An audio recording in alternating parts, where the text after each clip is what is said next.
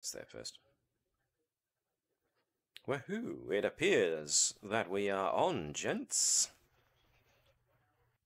Let me just make sure everything's going well. Looks like.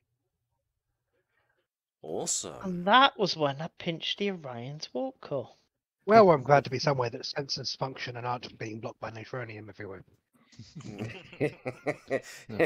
Well, funny you should mention that. We're still dealing with that, aren't we? Isn't it? That's our issue. Yes, you are. But first, you know what we got to do? We got to play that intro. Excuse me, while I go check it out.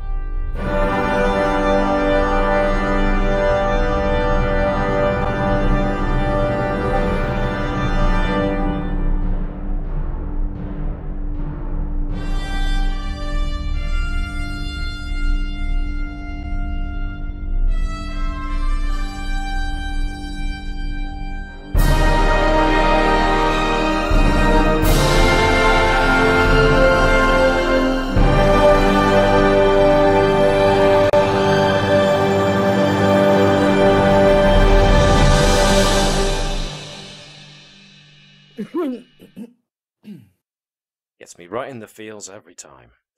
Hello everybody and welcome to the continuing adventures of the USS Navis. And with me, as usual, are the intrepid crew. Quietly. Ooh. Hear us. Yes, hello I thought folks. we'd been replaced. Not yet, you haven't. We did put Nova in charge of the entire night shift, right? Not yet. Or you to plot her rebellion. But nonetheless. Ooh. Hello again, Super Substrate. Nice to have you back with us again. And everyone else who might be following along with us, welcome back. We did have a bit of a break last week, mostly due to family time that had to be spent. My niece came down from Australia after 5 years of not seeing her, so it was definitely time for another family reunion. So apologies for those who tuned in not expecting to see us but didn't. But we're here now. What you're saying, Matt, is last week you were spending time with the next generation. Exactly. I just want to point out as well is that Australia's in the southern hemisphere, so she came up, not down. Because we all use the Mercator projections here. You could have come over the poles. And Let's go with sure. I'll go with that. Even though the concept of up and down when it goes to a sphere, who cares? It's Not not me. sphere, it's noble. It's not sphere, it's noble spheroid. And once again, I'm showing why I shouldn't be the GM of this show. I believe what we're discussing here is. Webby here. I believe what we're discussing here is two-dimensional thinking. Oh, the pedantry. No, I just wanted to go for the Wrath of Khan quote. Yeah. I wish I could think of a witty comeback. I can't. I believe the witty comeback you're looking for is that's an extra point of threat. Or, you know, the thing is that it's just so difficult to follow the Wrath of Khan. It's not easy to follow the Wrath of Khan, and yet the search for Spock did an admirable job. However, we are not dealing with Kirk-era shenanigans, we are dealing with 24th century shenanigans, as we give ourselves a slight summary of where we are currently. So, USS Navis. Half of us are on holiday. Well, Yeah. well, yes, a on break. learning holiday. Yeah, at the moment, the Navis has been called to assist a Federation science team in the Omega Draconis system, which is notable for the fact that the star in the Omega Draconis system has turned into a black hole, but the black hole is being held in stasis, seemingly by an artificial satellite that's seems to be holding the gravity distortion, gravity well of the black hole in place. However, it turns out that there is one habitable planetoid in the Omega Draconis system, and the Federation's science team, who was investigating the artificial satellite, on gaining entry to it, somehow activated something that now means that the black hole's tilt is starting to alter, and therefore the relativistic jet of particles and radiation that a black hole gives off is now being slowly but surely angled in the direction of Omega Draconis V. And so, our intrepid crew have split themselves into two teams, one investigating the interior of the artificial satellite in order to see if they can find some way of either shutting it down or putting it back to what it was before, function-wise. The second team have gone down onto the planetoid's surface in order to try and find what they can ascertain there, and to also determine whether or not it's practical or they're able to perhaps evacuate the native population of humanoids off of the planetoid if they can't stop the satellite's relativistic jet. So, at present, even though at the moment we're looking at the Navis bridge, we've got Dr. Bertram, Commander Natala, Ensign Edwards, and Lieutenant Bravo, Chief of Security, who are currently on the planet's surface, the planetoid, pardon me, surface, investigating the local culture and seeing what they can determine. Meanwhile, Chief Engineer Vibers, Lieutenant Nova, First Officer Andrews, and Unit H31L0, or Unit Hello, have gone off to the artificial satellite. Now, the artificial satellite has already been investigated by not only the first... pardon me. I'll get it in a minute. Excuse me. Brain fart. The first team of investigators went into the satellites and haven't returned. The second team, a slightly smaller team of scientists, have gone in and have started putting communication relays as they go, but their numbers are starting to dwindle too, and the satellite team, headed by Commander Andrews, recently managed to gain access to a monitoring station. Whereupon they were able to open a pathway to one, if not both, of these rather two interesting locations on board the satellite that are both either drawing a large amount of energy from this satellite's power core, or are set to, but aren't, for some reason, using a large amount of power. Whilst in the monitoring station, our intrepid satellite investigation team have also discovered what looks like evidence of one of their science team being, or two of them rather, being attacked by some kind of security robot that then proceeded to gun one of the science team down and adopt their appearance. But before we get to what happens there, we are actually going to take a quick trip down to the planet's surface, or the planetoid's surface, I should say. So, I could just change the ambience a little bit. Time for the quest for stuff. So this is the system, this is the Navis. So the planetoid is a little smaller than usual, more than likely due to the fact that bits of it were torn away when the star went nova, but whoever built the station or placed the station there and slapped an electromagnetic field of incredible power around the black hole in order to contain it, stopped the planetoid from being ripped up any further, and thus some life has managed to survive on board of the planetoid. And that's where we're going right now. Planetoid team beamed down and tried to stay stealthy. Unfortunately, they were spotted. However, they have been fitted with personal hologrammatic emitters because the Ithic, I do believe, yep, the people who identify themselves as the Ithic have got very difficult, even though they are humanoid, they're very long of limb. So they're rather difficult to... it's rather difficult for humanoids like humans and denobulans and the like to disguise themselves with prosthetics and the like. So hologramancy, if that's even a word. I've invented a new word. Thank you very much, folks. Copyright MJ the GM. So here we are on the planet. Now, if I recall, you guys had managed to get a handle on the language so far. I blagged away in. Yeah, we just got to the point where Natala had argued the case to get Edward's access to the village's historical data. Yes, yes, yes. Good point, well made. All right then.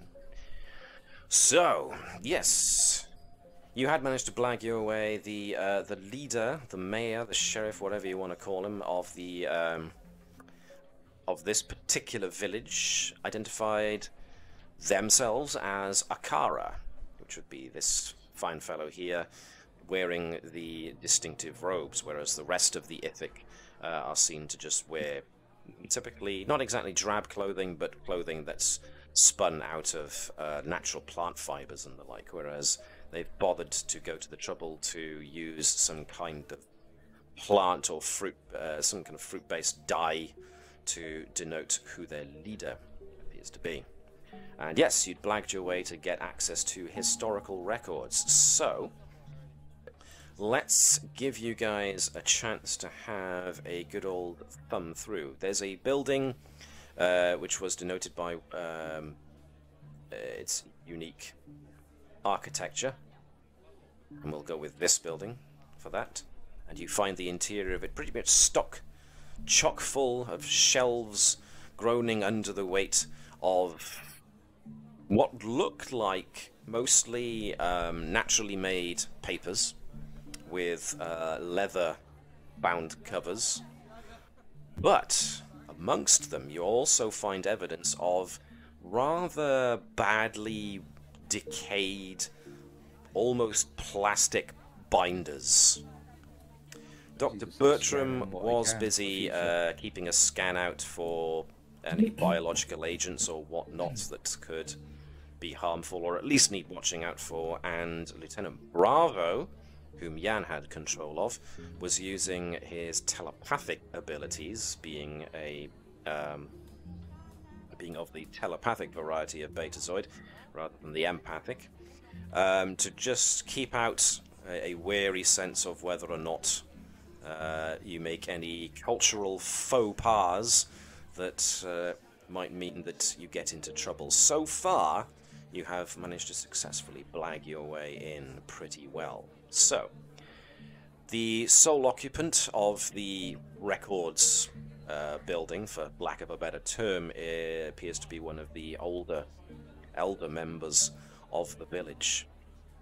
And as stated, you now have access to all of this material. So, in order to make as good a head or tail of it as you possibly can, before I go any further, actually, it grieves me to admit this, but those of you who did actually tune in to our Pathfinder game on Sunday may have noticed I made a bit of a character name faux pas. And I did say that as a result of getting 2 characters wrong, I would bring down the threat 1 level. In this game. A promise is a promise. Yay! So we go from 12 threat to 11 threat, because I made a whoops. That's why you should tune in every Sunday now to see what ones you'll make next time. Thanks, I think, for that he's just going to put a threat back now. Well plug. Yeah. If you can call it a plug. Yeah, insult the GM, gain 1 threat. Yeah. So, thanks for the plug, and yet. Can we do a drinking session one night? You want to transplant the drinking session you do in the Pathfinder game into the Star Trek game, where they have synthahol. No. No, Oh, I thought you meant like literally Just like like do adding drunk drinking streaming. rules. I was going to say Yeah. could like do shots instead of threat. well, It Matt don't can even- stay. Yeah, Matt can stay sober, but we just slowly get worse and worse. Yeah, whenever Matt If you uses guys threat, we have actually a want to go, shot I or know of at something. least one teetotaler amongst your number, so Oh wait, yeah, that's me. Oh, and Gareth. Yep. I know of at least two teetotalers amongst your group. Damn, Hey, Gareth, I- teetotalers with everyone fun. What is it? Yeah, Gareth, I see this as a good night. What? Watching other people get drunk? Or just watching other people get drunk while streaming. I'm sure it can't possibly go wrong. I would say I drink on other people's behalf, but then on Saturday I ruined one of Webby's streams by being drunk when I arrived. Well, luckily we don't stream my game. So, all's well that ended well, basically. However, before we get lost in that particular tangent, let's reel ourselves back a little bitty bit to where we were investigating the Epic's records. Yeah, so basically, apart from just going through, Edwards would, at every opportunity he gets, to basically go into like a quiet corner of that and would basically just scan things with his tablet and just get as much info as he can. Worst case scenario, we can't save these people. It's worth saving their culture and history. Ooh, I like what's it. What's a tablet? La la la la, using my tricorder because it works, because nothing here is made of plutonium. I'd like to see the other away team do Not that. tablet, sorry, pad. Feel Pad called was, out here. I meant to say pad. I do apologise. I Pad knew is what you fine. meant. It's close enough. Yeah, but you had a pedant amongst you. Now, luckily Just enough, one? the elder Ithic citizen who is minding this place, he's old and he's kind of having a bit of a nap in the chair. So you've got a unique opportunity here to actually get your technology out and give the place a quick once over if you want, especially in regards to saving this cultural information. Now I was then, going to say, actually, worst case scenario, if I run out of space on the device I have here, would I be able to actually link up with the ship and just directly upload it? at the moment there doesn't appear to be any impediment to your ability to do that, so yes, you should be able to. Yeah. Okay. Are there any specific pieces of information that you are looking for? Because you have quite a lot to read through. We try plus- going oldest to newest, or I'd say probably you'd be going through it while Ed would just be scanning as much as he could. So I'm scanning and you're interpreting as quickly as you can. Oh, okay. I thought I was doing the other way around, but fair enough. Or I guess So would it be the one best of way? you's reading, the other one is copying. Yeah, Yeah. pretty much. So sticking it through the photocopier, basically, whilst the other one's actually going to the trouble of reading what you're photocopying. Yeah. We could take To some use them turns. on the day. Yeah. Okie dokie days. Now, Bravo at this point is not getting any feeling whatsoever. In fact, Bravo is getting the very strong cue that this behavior is of visitors visiting essentially the library or the records hall is something entirely accepted. So, without knowing it, it seems that the away team has hit upon a cultural norm. Yeah, the leader, when we were speaking to him, definitely gave me the vibe that he found it complimentary. Hmm. That we were doing this. So, the first thing you get from just looking at this material, the Universal Translator is doing its best with its so far limited exposure. But one thing you do notice is that everything is very meticulous. In fact, everything seems to be set out in columns. Almost to the point that the vast majority of the writings, especially on the more recent stuff, is very much seems to be a catalogue, if not an outright inventory. So You get the feeling that this culture, at least as much as this surviving culture, was primarily set up by bureaucrats, former accountants and clerks, because this is very efficient for a political building. now, if I'd say you're probably starting just at the library, but yeah. if you're starting at the top, you will of course get the most recent stuff. So the things like the obviously synthetically made, plastic binders, the equivalent of, are way, way, way down at the bottom. So it becomes a gradual thing of... valuable. Yeah, so it becomes this gradual thing of there are binders at the bottom, then there are sheafs of manufactured paper, which is starting to... it's not starting, it's definitely frayed and yellowed with age, and then it becomes more, after a point, it becomes more and more of the handmade, naturally created papers. More along the lines of like parchment, in that it's more vegetable, or is it more vellum, like skin? More like a combination thereof. They seem to have found this long-lasting vellum-like paper, which is made from natural materials that is found around here. Dr. Bertram becomes quite interested in this because it's a specific plant that seems to give off a waxy substance that they appear to be using to create this long-lasting type of parchment paper. Take a like. No, I'm aware of that. When I get a moment when no one's looking, I'll take a look around at that, see if I can snag some samples myself. In fact, they appear to have used this natural preservative as a means of trying to preserve the earliest synthetically made records, because they obviously deteriorate a lot faster than the naturally made stuff. So, what you find is, if you do delve into the earliest records, what you find is basically a file folder, and the Universal Translator is still having a bit of a problem with it, but it appears to be a factory's inventory audit. Because there are serial numbers, everything's laid out in columns. There's the name, what appears to be the name of the actual created item. There is a quantity column, and then there is some kind of value column. And this appears to be one of the only surviving bits of information from their previous industrial point of their civilization. Edwards, whilst scanning all this, starts noticing the expected level of language drift.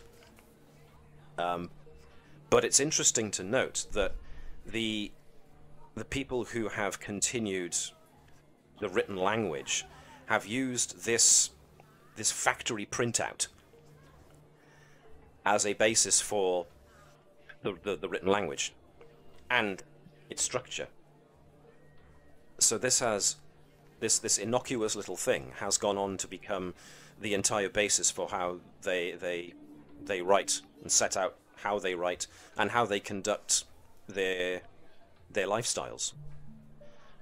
As if you compare it to the more recent, for lack of a better term, documents, you find that they are set out in almost exactly the same manner, listing everything that the village has at its disposal, how much they get through, and they also list the number of people that are in the village in a similar fashion.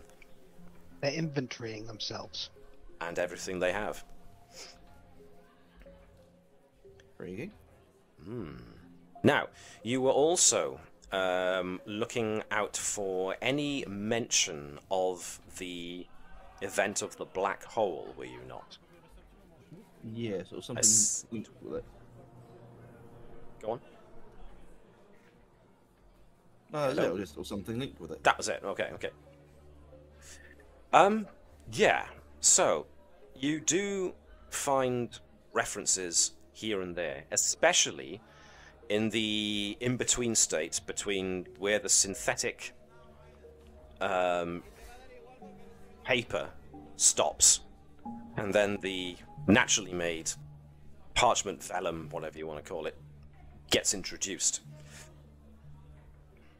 There's an undetermined passage of time between the two because they are very fastidious, obviously recording time, but they then start a dating system that happens post-cataclysm.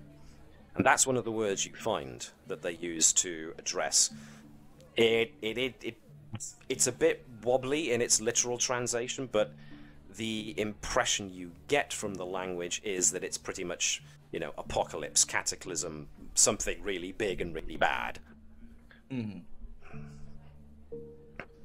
The only mention of the black hole itself is made a couple of times, and the universal translator and Edward's own language skills, at first it's the zero in the up, which sounds a bit weird. But then when you dive into it a little bit more, it's like, hang on, no, the zero in the up, the zero in the sky. Wait, zero is a null sum, so the null in the sky, the empty in the sky, the hole in the sky. Mm-hmm. So that's how you come around to that kind of reference. So that's what it appears to be. They reference the hole in the sky. And there are two more bits of information that you find very, very interesting. In that it's the fact that it's kept in a locked, polished, not a locked, pardon me, but at least latched, polished, wooden box. Because it draws your attention. It's the only box in the entire building. Everything else is sheets of paper stacked. And inside this box, you find not exactly a stone tablet, but someone seems to have taken what looks like a massive piece of slate and has carved a series of clustered dots and what looks like a pictogram. Now, the clustered dots appear in a very set sequence, and there are even there's even a repeated set. So the first clustered dot you get is, I think it's 4. You get 4 clustered dots. Then you get 2 clustered dots. Then you get 6. Then 2 appears again. Then you get a big raft of dots, which you count to be about 10. Then you get 5. And then finally you get a single dot. And these are all arranged over what appears to be a pictogram depicting an archway. An archway flanked by 2 tall, lithe, long-skulled humanoids. And it's at that point that I'm going to stop you there. And I'm going to take us back to the artificial satellite. Maybe. As we rejoin Commander Vibers, Commander Andrews, Lieutenant Nova, and hello. You had just seen on the monitor that some robotic creature had just seemingly vaporized one of the science team and had then blurred before adopting that very crew member's appearance. And you have alright, Commander, we've been briefed on this. Obviously, this place is invaded by changelings. Are we still in touch with the guy at the entrance? I'm guessing it looked like. Funnily, you should say that, because right at that point is when you get a little chirp on your comm badge, if I can get it. As you get an incoming communication.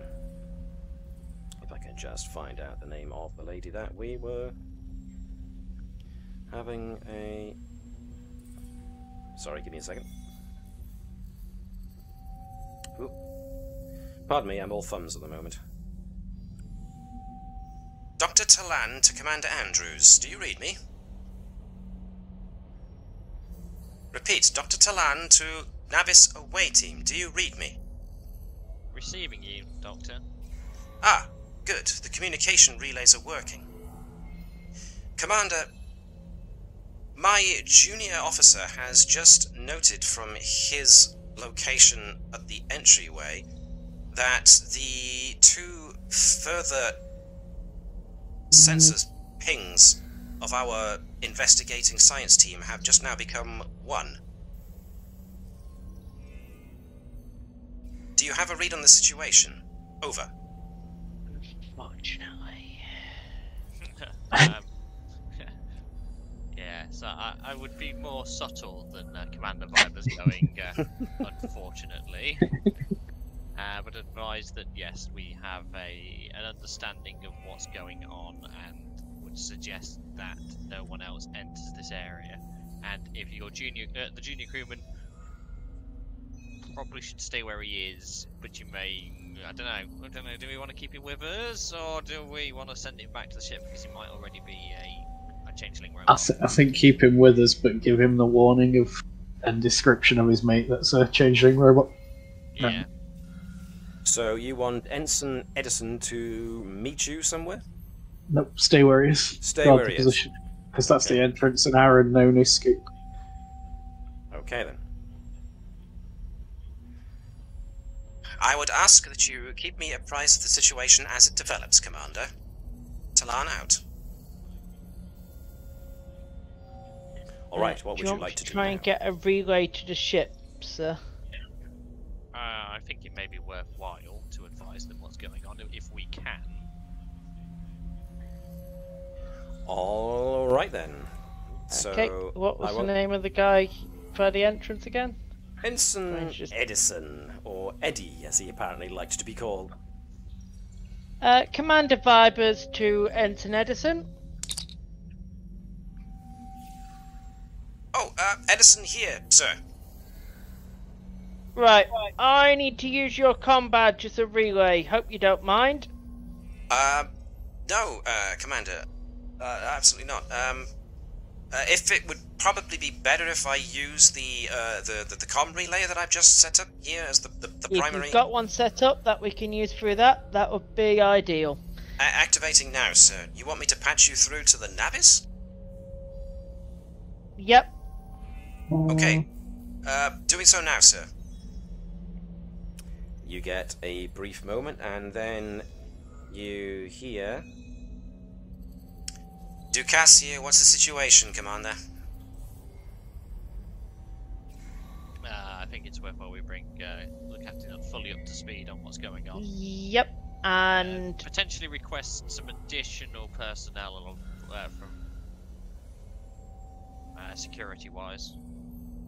To rendezvous with you, or to hold the entrance?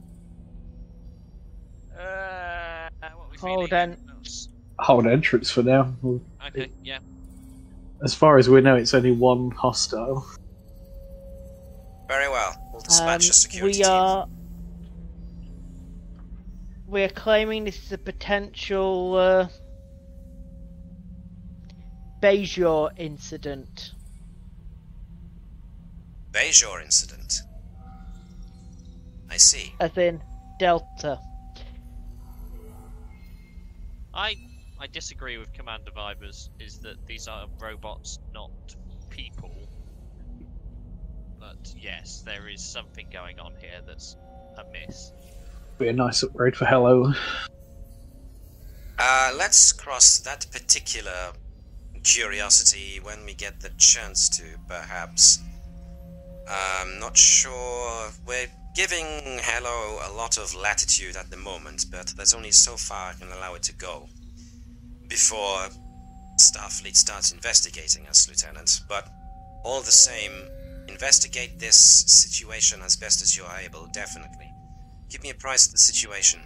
We'll be dispatching a security team to the entrance as soon as possible. And, Commander, I'm sure I don't need to tell you to be careful. Not at all, Captain. I think we should definitely send Mr. Claude to the entrance.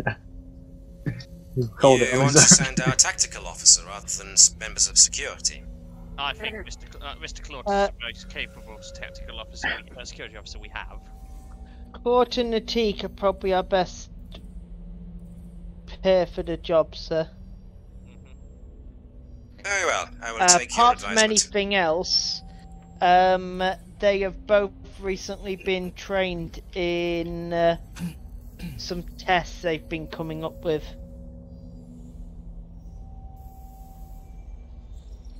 Understood. I will dispatch them immediately. Like I said, keep us appraised and be careful. Navis out. Okay. Claude and Natik. The ultimate duo. Oh, you didn't what, Bravo's sorry? already on mission. Yeah, Bravo's already there, so Bravo's on the nice cushy mission. What I can't remember though is if this is early Dominion War anti-changeling methods, i.e., do they work? Nobody knows. They've not tested them. So at the moment, do they do anything? Don't know. Stab them. Do they bleed? Might be right. So at the moment, yes, known security protocols at this juncture are the blood test, basically, to draw blood to see if they are a changeling or not, because the assumption that changelings can alter their shape, but they can't alter their internal workings, therefore you nick blood off of somebody, or you nick somebody, and if they bleed regular blood, then they're not a changeling. And we brought the two people on board that don't look human, so if whatever's changing turns into one of them, we know they're not there. Interesting. A bit more obvious. Yes, because one's an insect. And one's a big pile of rocks. A big pile of rocks, so yeah. I like it, very intelligent. Nice. Alright then. So there's still a blip. Should we try and open comms with them, see if it's got that far? You can try.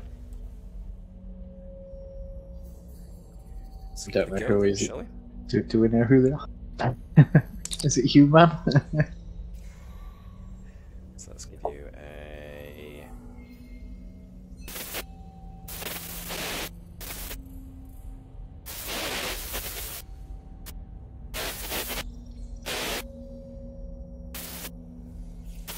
You hearing?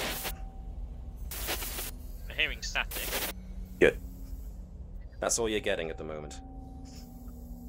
It could very well be that they've run, in their panic, beyond the range of the comm relays.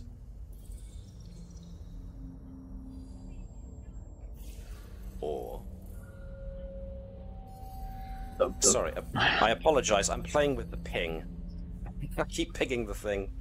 I don't know if you're seeing it or getting record of it. I apologize if it's distracting. I'm just playing with the ping.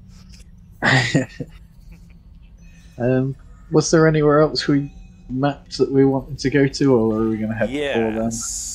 You had two locations you were interested in. There was what appeared to be the place that was drawing the most power currently. When you found the power core area, when you examined basically the power conduit map, and you found two places of interest. One that was currently drawing a massive amount of power, the predominant amount of power from the power core of the satellite, and one that was set to be able to draw massive amounts of power, but at the moment it's not drawing any. So, with that in mind, with everything else in mind as well, is there any way would you like to now start proceeding? I think we go to the one that's not drawing power, because obviously turning things on is a good plan. Okay. Everybody alright with that? I'm slightly the opposite, but that's fine. Okay. So, out from the monitoring station you go. I'll just switch you over too.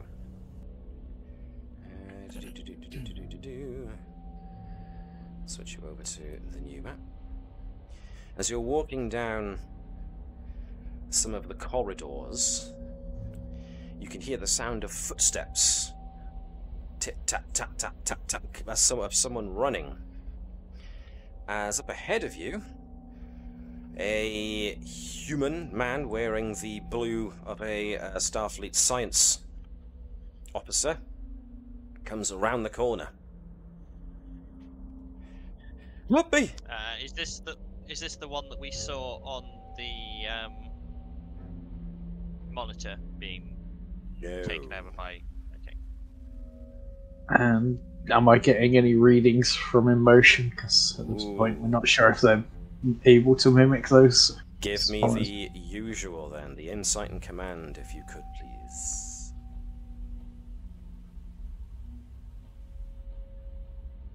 I'm going to steal a momentum as well, just because we're full. Everyone alright with that? Yeah. Too late, I've done it. He's coming towards you. Help me! Help me! One success. You get nothing. He's still coming towards you with arms raised. Help me! Please! Something chasing me!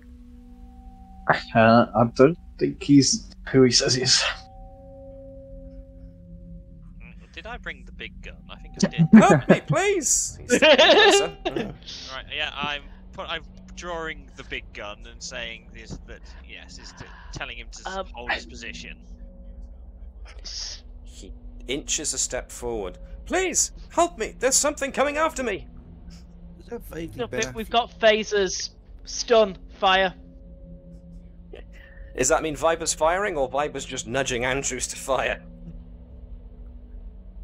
Viper's drawn his weapon. Please, help me! And, okay, if Viper's is drawing and firing, then give me a control plus security. You will have used your... You'll have used your quick action to tune your phaser to stun, so... Andrews is trying so hard to control Nova, and then Viper's just like, someone's running towards me. We sat through a security briefing about changelings. There's all this changing related stuff happened, and someone's running towards me, and Nova's just gone, he's not who he says he is. Okay. Shooty, shooty, bang, bang, fire. I can apologise on stun.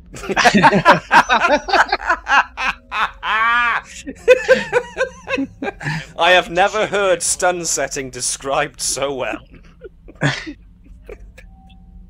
I'm holding on to that one. I'm going to get you a t-shirt with that on. I can apologise for the stun setting. Let's imagine now testing out the stun gun, the sonic stun, and just going sorry afterwards. Sorry, and you sorry as well. Sorry. Oh, you can't hear me. Never mind. Just write a little note. Sorry. Okay. Anyway, apology post-it notes. Stick it on their chest for when they wake up. Right, that was a hit from Commander Vibers. So can I get you to roll damage for the your phaser, please? As I also go to the trouble of...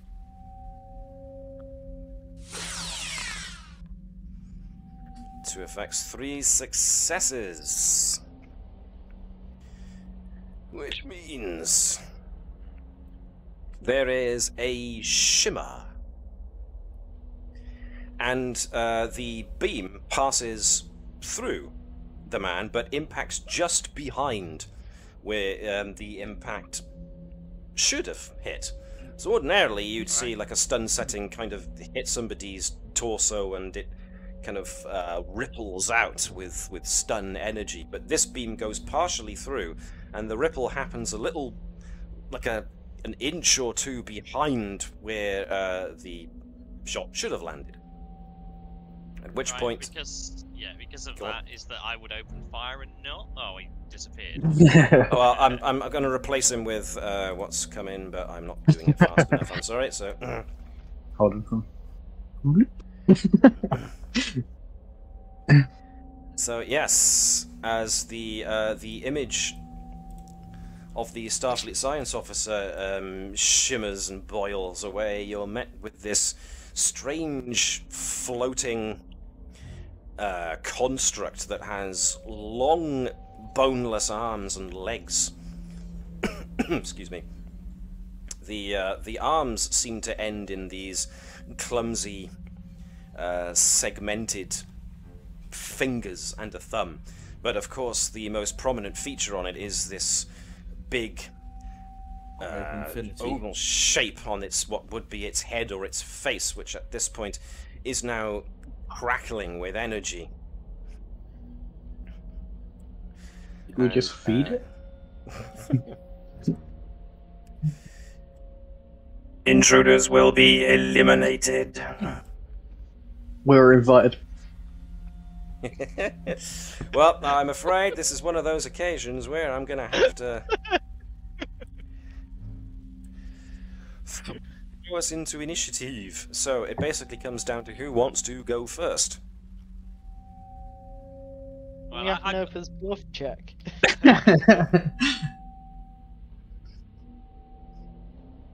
Because usually with this, it's one of you, one of them, one of you, one of them, blah blah blah.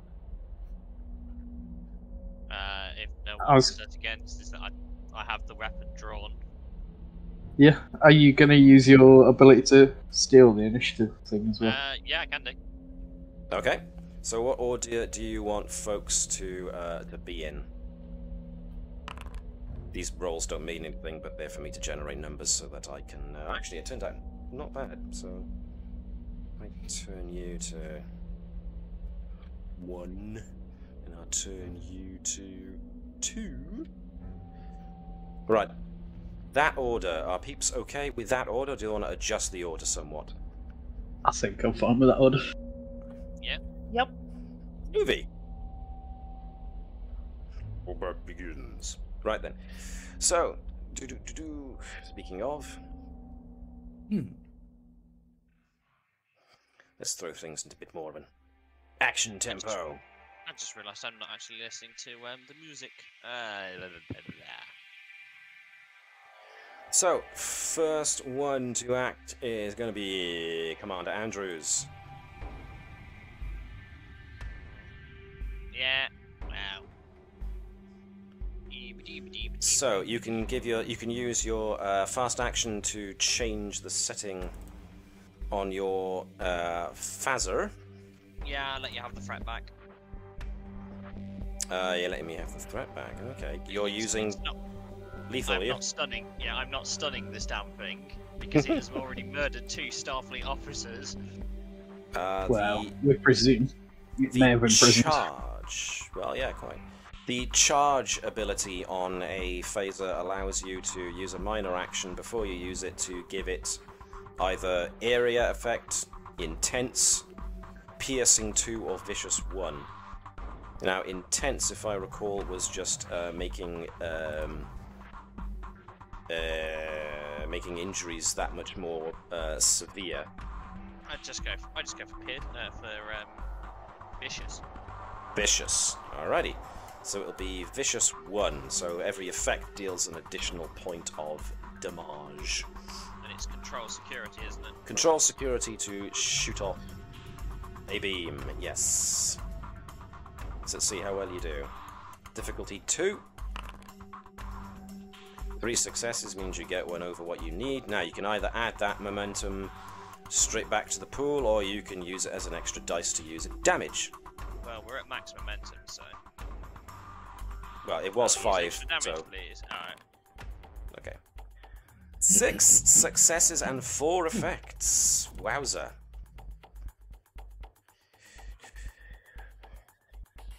Okay. So the beam lances out and hits. Seems to do some good damage to the robot.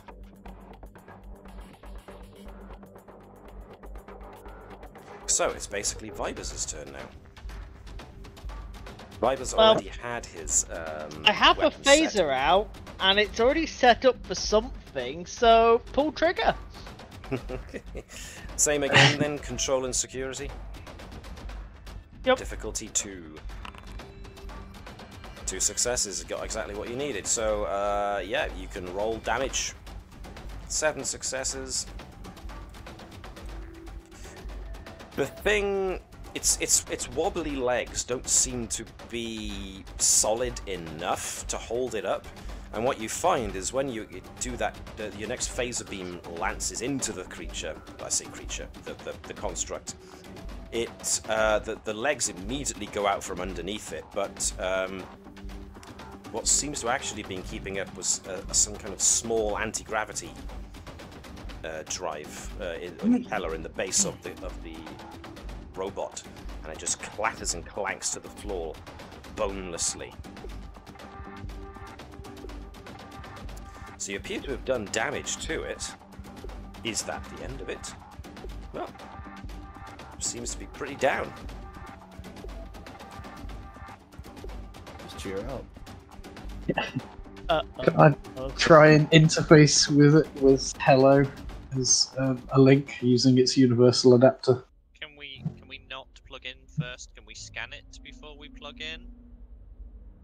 Well, Nova was going to look for an interface, so that means probably using a tricorder to see if there is an interface. So, control and engineering, please, from Nova, if you could. And I'm going to make this difficulty 2.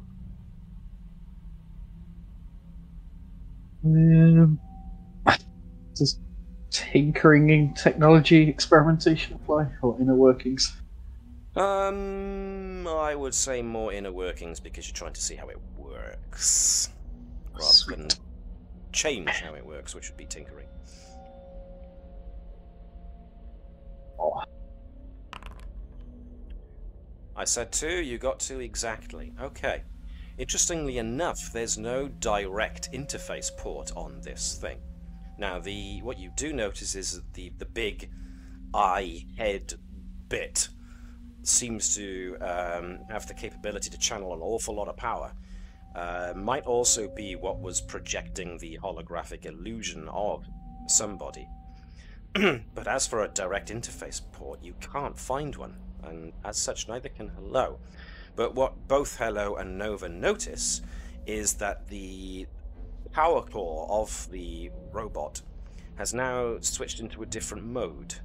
Whereas before it was on full charge, now it's dropped to little charge, but there's evidence of repair work going on within the machine. Oh, cool. Self-fixing. How efficient. Oh, goody. Can I shoot it again, please? I'm saying please for, just do it. By all means, give it a go. It's about just like punching it till it falls apart.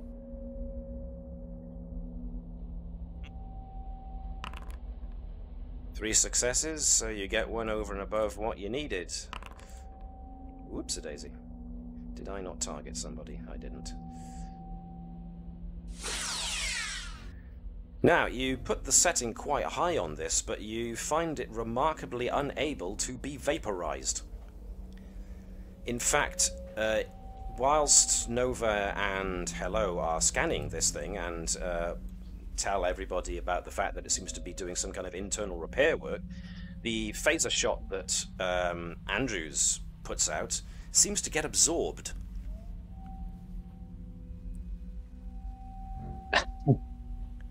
Very good. So you seem to be speeding up its recovery. So many upgrades. But this recovery isn't happening that quickly. Did you say this thing had a notable power cut? It definitely has a strong power emission coming out of that big eye of its. Hey Vibers, you want to take a robot apart? And then I'm just going to start whether he wants to or not and start trying to take it off. Well, it looks like Nova has offered you the opportunity to join in, but not necessarily the option whether or not to do so or not. Which made sense in my head, but I'll keep on going with what I said. Since it's starting to repair itself, taking it to bits as a precautionary measure actually makes some sort of sense. Chief Engineer's personal log. Nova is making sense. Make note to visit Bertram when I get back to the ship. Maybe under direct influence of aliens. We'll check later. Alright then, if you want to try and see if you can pull it apart, then I will ask one or both of you to give me a daring and engineering check. One the principal, one the assistant. Will make this a difficulty 3. I'll assist because this is a Nova plan. Okay. And Andrews is just sitting there with a twitch in her eye. Yep. Starcross, woohoo! Everybody loves themselves a Starcross. Woohoo! Anybody on chat who gets that reference, you get 2 points. And testing a theory. Roll an additional d20 and your focus range is doubled. Nice. Go ahead. Well, hello there. Oh, God. Cool. Okay. You turn it on, stronger, more powerful than ever. Yeah. I could right, cancel okay. it, but there's no fun in that. So, yeah. Was that a Starcross to not have this happen? No, it's Legion of Honor, but I can't be bothered with that because we didn't get 3 successes anyway. You did get 3 successes, so you got on what you needed to at least prise open the chassis of this thing. And what you find is an incredible piece of robotic engineering. In fact, you can't even tell where to begin with this thing. The level of sophistication in this technology is something you haven't seen ever. And you guys, well, you've met the Tilical technology, and you've had the privilege of ripping chunks out of Tilical technology. But this level of robotics finesse is something that you have yet to meet. And So what you're telling me is this has some really advanced robotics that we've never seen before. We're already on edge expecting changelings, and it's incomprehensible how it's set up. it's not necessarily incomprehensible for you guys. I'm just indicating that to understand it fully, it would take a good bit of time. That time may be fast running out, because there is a steady pulsing of power going on here as you see overloaded wiring start to fix itself. Right, we move. Yep. Now, it doesn't seem that for the moment any of its sensory abilities are activated, as it's focusing very much on repairing itself. So, yes, maybe if you do move now, you might be able to get ahead of it enough that you could lose it. Maybe. Is this actually a room here? It's a door, but it doesn't budge. It opens onto, well, emptiness. Looks like it was unfinished. Or the possibility that this structure is able to shift itself a bit, or change its layout. Either way, are you guys wanting to stay put or hoof it, as the saying goes? Do we have something we can track? You can track. We've got comms badges, but have we got... Because aren't we... We're in, what's it, 6, aren't we? EVA 6, so is there something on that can be tracked? Like an emergency beacon? You're looking for somebody else's emergency beacon, or are you looking to set one up for yourselves? I was going to put it inside the robot so we could track its movements. Let's put a comm badge inside the robot. Yeah.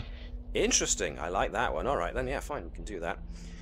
I've already given you a daring and engineering check, so we'll go off of that. Okay.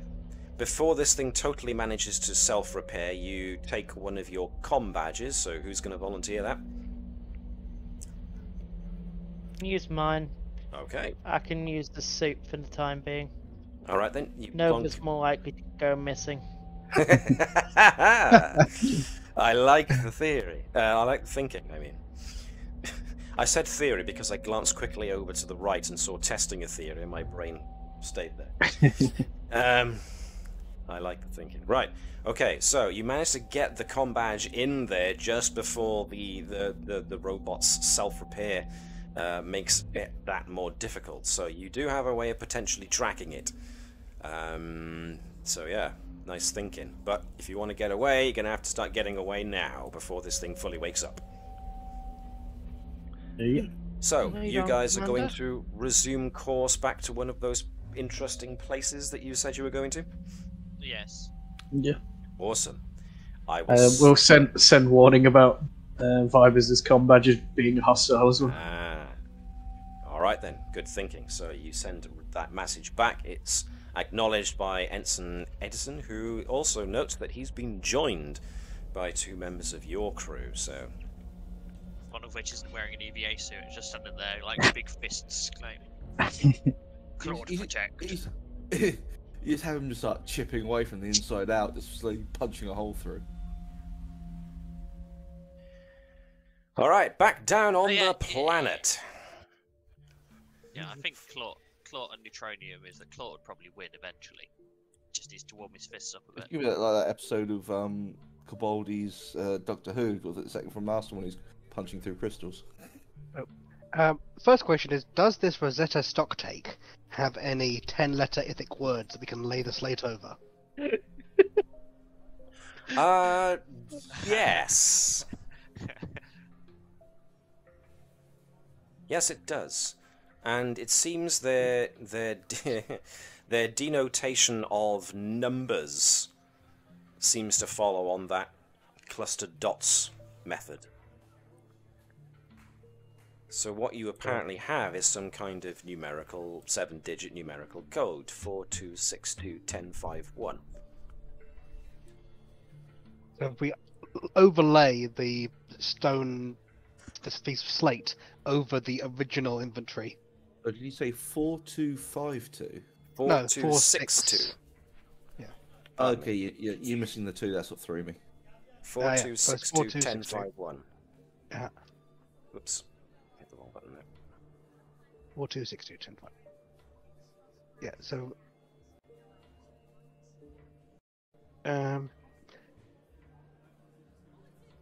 Okay. Now, as a little game, especially just for those in chat, if you are paying attention, I will give special mention to anybody who manages to get where I stole that from. I'm not saying anything else. But I did lift that number sequence from somewhere. It didn't end with a 7, so we know it's not an emergency number. So, meanwhile, yes, that seems to be a numeric sequence. I like your method of keeping track of it as well, John, very good. So, now that you've got this going on, what would you like to do with what you've learned? I mean, bravo, Bertram. Any thoughts you guys have as to what you think you should do next? See if we can find any kind of ruins that might be related to this place. We might be able to stumble across something. Is there anything to think of? Should we really split the away team? Yeah! No. We don't split the away team. Further splits. Further splits. Teams of 2. Mate, you know what? Go solo, guys. Alex needs to ask a question because something that Edwards was know, but he doesn't. Intergalactic coordinates. Do they? What do they look like? The layout of Star Trek? Interesting. Because I'm just looking at that going longitude, latitude. It's like that doesn't work in space, Alex, and over galaxies. But 7-digit coordinates have come up in certain franchises. Yes, they have. Again, if anyone in chat can spot that. Well, I said I don't know how it works in Star Trek, so I was just like, that's what I was thinking. Something like that. It's pricking at me. It's thinking like that potentially is that kind of vibe from that. I'm guessing. Obviously, obviously, the Federation and thereby Starfleet has its own coordinates system for plotting routes through Which space. is fairly nonsensical, to be fair. However, as has been noted, other sci-fi franchises have quite rightly denoted that if you want to plot a position in three-dimensional space, then you tend to need seven numbers. But you also need, points of reference. That too. I was going to say this because this just blundered into it. I didn't actually know that. Oh, But that's yeah. because of Stargate. But it just struck me as the way it's ordered. It seemed a bit. It just pricked that part of my brain. It's like it just seems like it's. Is it coordinates? It's a possibility. A string of numbers can be coordinates. It can also be chemical.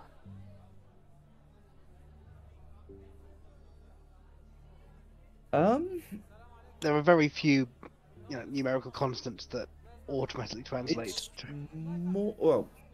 I don't think it's formulaic. Well, based off the way the language has been put out previously, it'd be. That was why I was hoping that if you could just simply hold the slate over another thing that they've written down, it would reveal a simple cipher code. What's it? It Sadly could be not. But yeah, cipher fair enough. I said, but I don't think it is specifically anything for like any kind of formulaic number code, because that would surely be written in a similar way as the previous older stuff, rather than in that specific way that we've got here.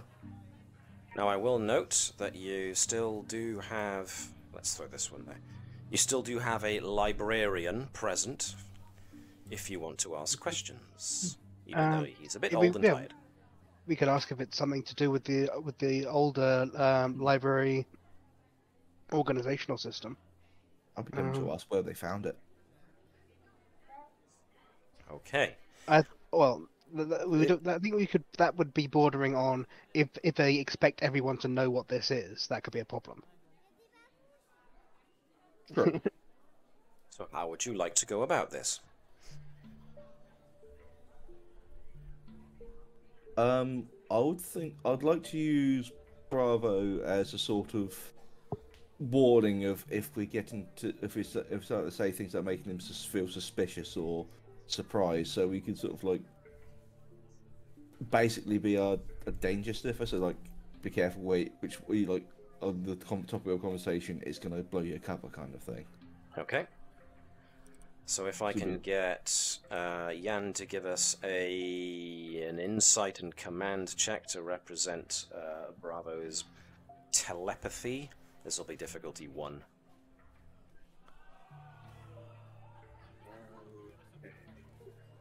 No foci.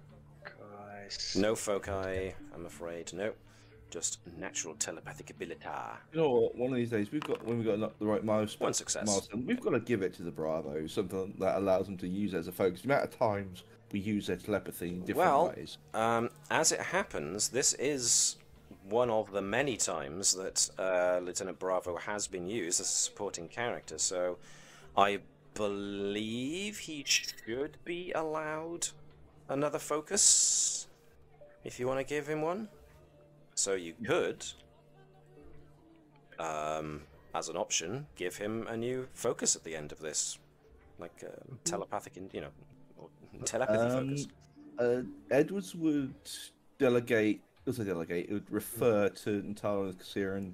You know your way with words a lot better than the naive Edwards. I'd say it's still be too much civvy to just come out and say something like he literally just did a moment ago of. I don't know where I find out. It's like, and you pointing out that. So I think Natala will be the better one around with the way of words to not provoke the suspicious response. Okay. In this questioning. Though Edwards will try to assist, obviously. What are we looking for here? Sorry.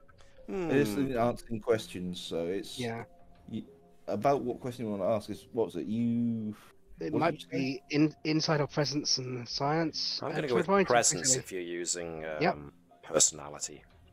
Yeah, okay. Basically just trying to gentle it out of the older. I mean, if Bertram feels like... Hang on, what's this? Help us. Robot is catastrophe death. Well, yeah, I mean, if Bertram if Bertram is just twiddling his thumbs investigating plants outside while these guys are doing their history finding and social interrogation, Bertram could be the one who gets that. It almost fits. Might be robots, plural. I would have gone with killing. Killing's not long enough, it's only 7. I thought. I see what you've done there, actually. That's really clever. 4, 2, 6, 2, 2, 5. So, Okay. what focus things? We have anthropology as a possibility. Anthropology would be a Cultural good studies. one, because you've kind of got an idea as to, anthropological, cultural, societal norms and whatever. Well, I say linguistics probably be more. The Yeah. focus. I mean, Keep the number to come myself. on, monkey. Nice. Okay, cool. So, Bravo hangs back and just tickles his telepathic feelers across the old man's mind, just so he's subtle enough that that the old man wouldn't feel the telepathic contact whilst you guys are engaging his attention. So you were asking about... Ooh, interesting. Seeing a lot of guesses as to what these are here. So the question was about the significance of this piece of slate? Where it was Try and found? get an account of. Okay. Yeah, the old man, actually, as soon as you mention the slate, he's a little... Oh, you touched that. But then, when you ask about it, he adopts there's a very strong flash telepathically to De Bravo of pride. This seems to be a big point of pride, not only for him, but also apparently for the village as a whole. They found it. It was in the wreckage of one of the old buildings that used to house apparently many hundreds of people. But of course, after the cataclysm, it became, broken and unusable, and that's one of the only pieces left that was recovered, that was intact and had any kind of clear symbol on it. As such, as far as this village knows, the Ithic here are the only ones who have managed to retrieve such a very prized item from the lost past pre-cataclysm. And according to him, it's a sacred number sequence along with something called the Gateway to the Stars. And as far as the tall figures either side of that archway, he refers to them as the Keepers.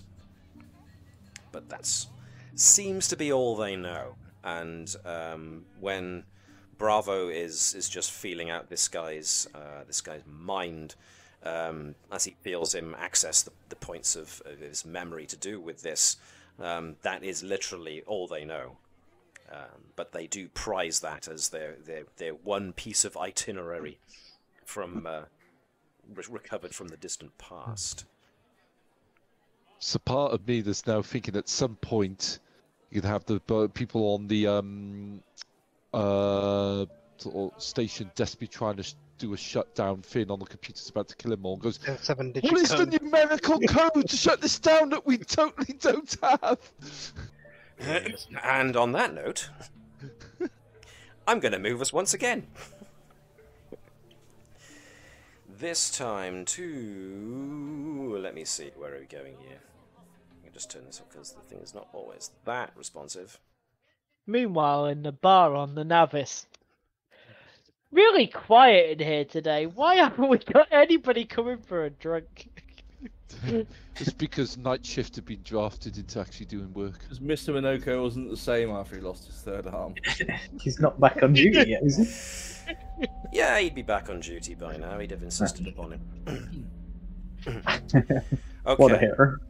So, the satellite group, you guys are now kind of quick-stepping along as best you can through the various corridors, but according to the power conduit layout that Hello has managed to hold onto and you have on the heads-up displays of your EVA suits, you eventually open up a door and come to a large room that is square and full of lots of different pieces of technology consistent with what you found in the monitoring station. But, of course, the most interesting piece is the archway in the middle of the room.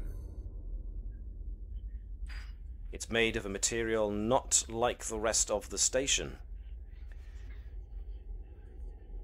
That means we can scan it. We can't see it. You can't see in here, can you? I can see a white room.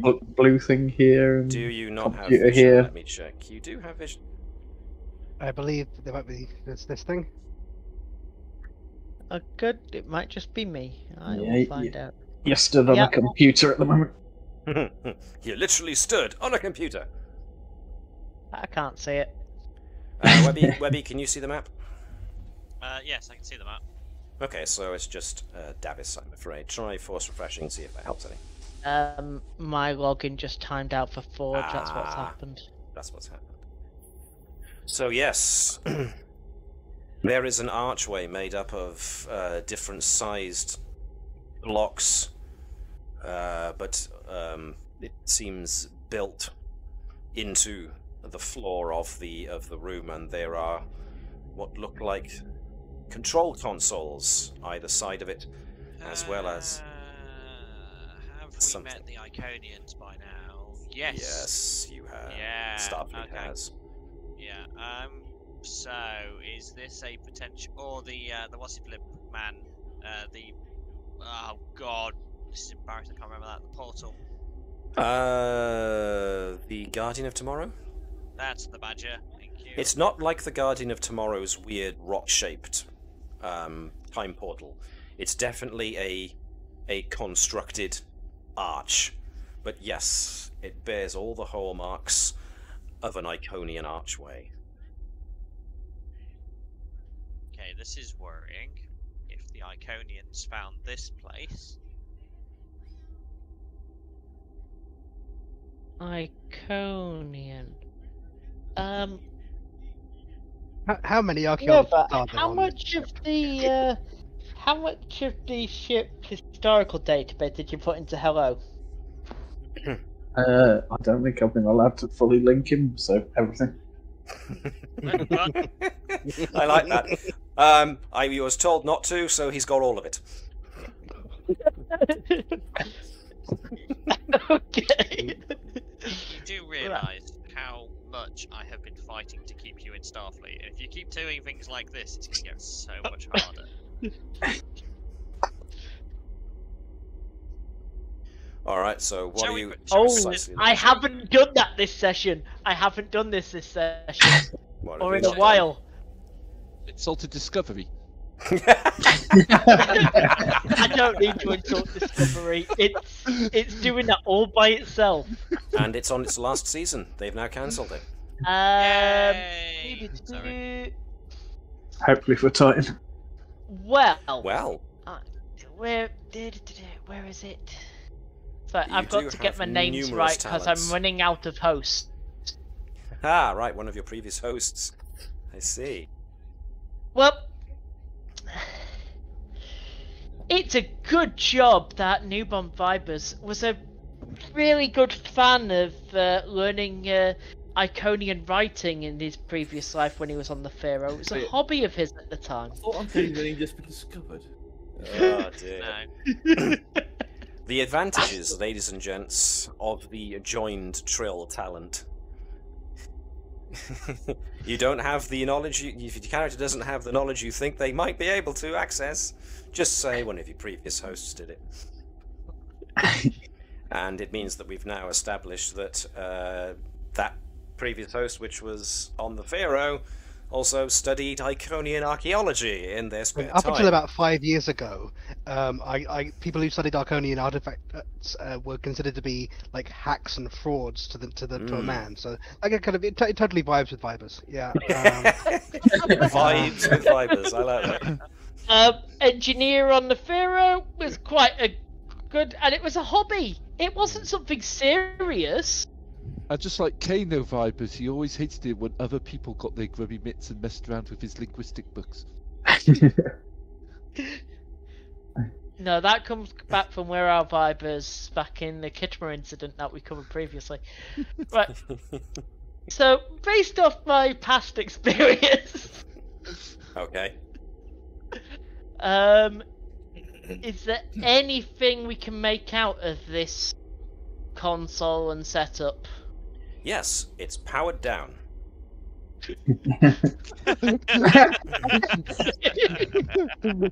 Kano goes, thanks, This- Nuben, thanks a bunch. This I know is what the. you expect This from appears to that. be the room that had the capacity to draw lots of power, but at present is drawing none.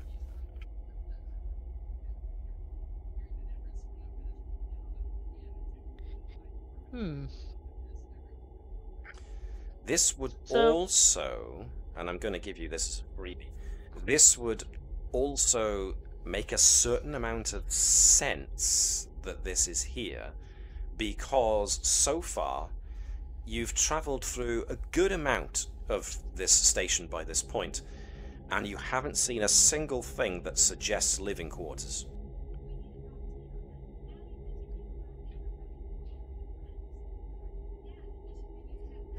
So, Oh. what would you like to do? Commander, Hmm. I think we know why this is here now. Yes. They don't live on this thing. So, I heard a door hiss. That was me closing the door, sorry. right. So he can hide something behind. Well, I am turning offended. this on, well, just, I don't think it'll help.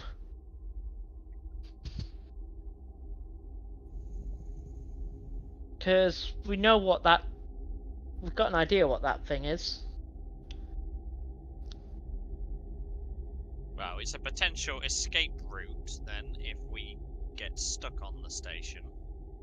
Mm. Do we think that they know how to control the station, though? If Well, I don't. gone think as we're far going- as building this here. I don't think we're going to find an Iconian on board. Strangely enough, Even if we reactivate it? I'm fairly confident we probably won't find an Iconian. But Now, according to what Vibers' previous host apparently did in his spare time, the Iconians were like a myth that was only very recently, like within, where are we now, the last 8 years, confirmed to be an actual race.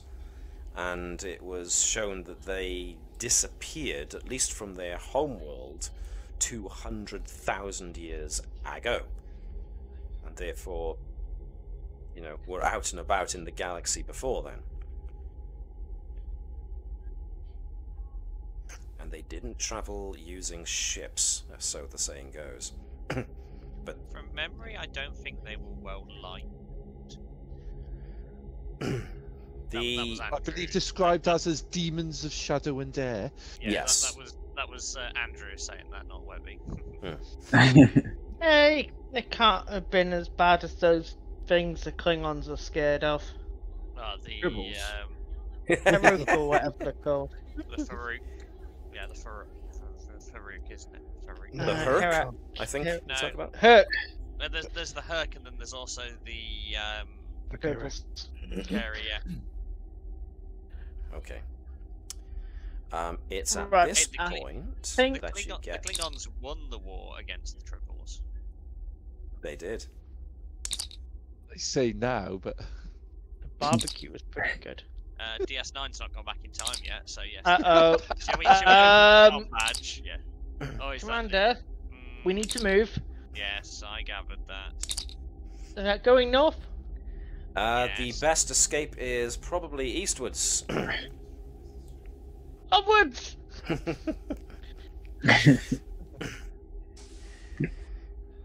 You Warning head to you. towards the door just as the opposite one opens up and the bot waddles or hovers its way in. The bulbous eye at the middle of its featureless face glows, and a beam of incandescent energy shoots after you just as you close the door.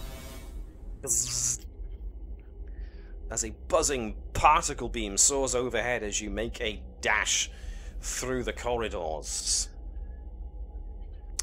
I am gonna stay with this group for a little bit.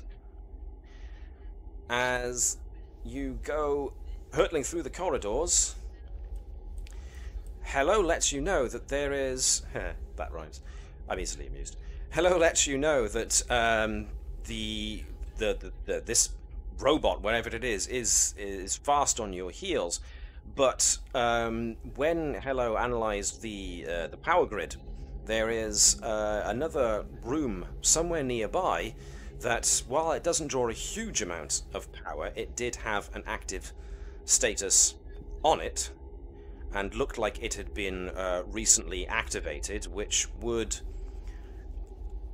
link with the timeline of when the science team came on board. So it's potentially a place that might be worth investigating, due to the fact that you're being pursued by, well, to all intents and purposes, a security robot. Sounds like a plan. Alrighty. So I'm gonna throw you guys in Now, here. just because Bertram really wants me to say it, where are we? You're in the room. You are in a corridor heading towards a room. I knew that was coming from when he posted the damn video. The video is...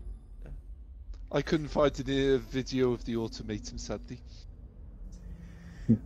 So, yes, the security robot is somewhere on your heel. There is a door, there's a double door ahead of you. Now, there are some small windows on these doors that you can see in, and you can definitely see on the other side of the door appears to be some kind of hologrammatical display, which seems to show the layout of the satellite. And it's active. That sounds useful. Yeah, let's take a scan of that. Out these doors. Well, you got to get in there first. Behind us. Charge. The doors behind us. Are they made of weird neutronium stuff like everything else? It seems everything here is made of weird neutronium stuff. Even the food? Especially the food. Damn it, we can't weld them shut then. Hello and Nova might need to patch into the security lock in order to try and open the doors. Alrighty. So this is going to be a control and engineering, or a daring and engineering, with a It's focus on definitely going to be daring. computer engineering. Definitely going to be daring, yes, considering how rapidly you're going to have to do it. And Vibers, from being the one at the back of the group, you can definitely see that the golden glint of the security droid hovering after you is getting a bit brighter in the reflective surfaces of the walls. Okay. Ibis, help Nova. The doors are open. Just as the security bot is coming around the corner up towards the doors, the security bay doors open. In, Hey look, in, more in. robots. Everybody's in. Shut the doors. Right. But better let the anything on commander this get in console that first. says the word off. Because we know what the word off looks like, because it was written all over the previous console. Indeedy, and as you're standing around, you can hear this incessant banging going on the door outside. That's when you turn around and see, nestled amongst cradles on the northern wall, are a load more. Reprogram one, they can have Rock'em Sock'em robots. These are not the droids you're looking for. You do notice one of the cradles is empty, so it stands to reason this would be where the one that's currently pursuing you came from. Danger, Will Robinson. No. Can we please shut this down rather than let your AI plug itself in? I think you'll find he's gone over there because that's where there's going to be an uplink. I'm searching for off buttons. Okay, it appears to be you're looking for anything that would suggest, security system off. The moment you try and access anything, the screen kind of flashes a kind of a dark blue color, and you get what appears to be a request for a numerical sequence.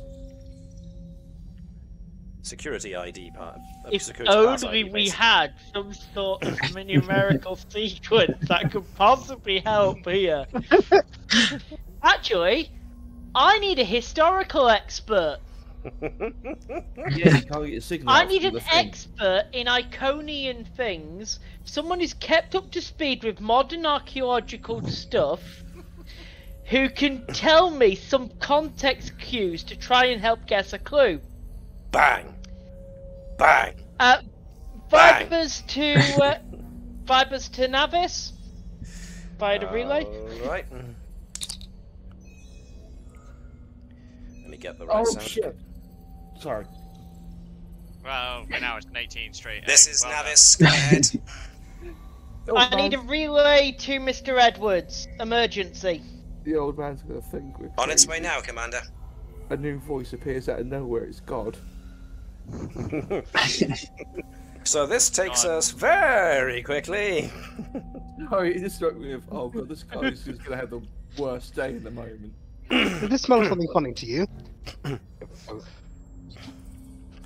So, yes, there's an odd chirping sound. Now, yes, the old man's first response is, oh, did the rest of you hear a bird? I'll go and look for it. There it is again! Did another one of those little bird get in here somehow? Well, at the moment, it's just a request for communication. It's not an actual communication. So... Oh, blast! Maybe one of you could see to the bird, or maybe I should. We can do it. I'm supposed to be the custodian of these papers. That's all right. We can leave with you. We'll go get some fresh air. Well, thank you.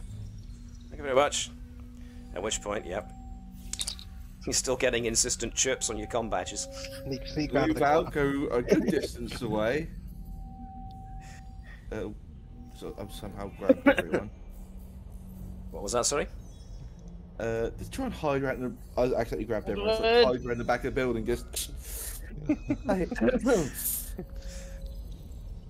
Alright then, so let's see how well you hide yourselves first, shall we?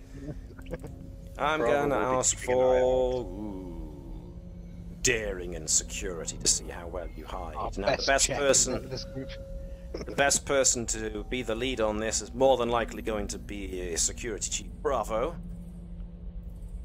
So if Jan could head us with that one, and the rest of y'all could just give me one dice in that regard. Yeah, but I think it's the worst roll for the rest of us. Mm-hmm. But I was going to say, the only way it could be worse for me is if it was con instead of security, then I roll a natural 1. 2 and 0 and a 1, looking good so far. We have some rare plants over here, the camouflage plants, especially designed for stealth. This plant gives you +4 camouflage. I was thinking you start imitating the bird calls. The bush. It's actually found a bird. So Jan, if I can get the primary daring and security roll from yourself to represent Bravo. Can I use diffuse the situation for focus? Yeah, why not? That's a good one. I do like that. Oh, many. So yes, let's just see if anyone clocks you. I doubt they do, but let me just make sure. We'll go with that.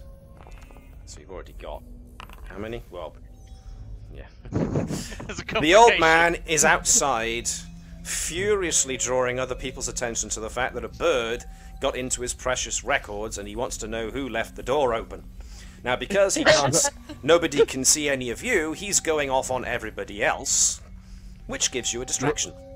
The old man finds a bird, whacks it several times with a sword, at which point multiple other birds spawn in and start attacking him. Cross-franchise reference for you.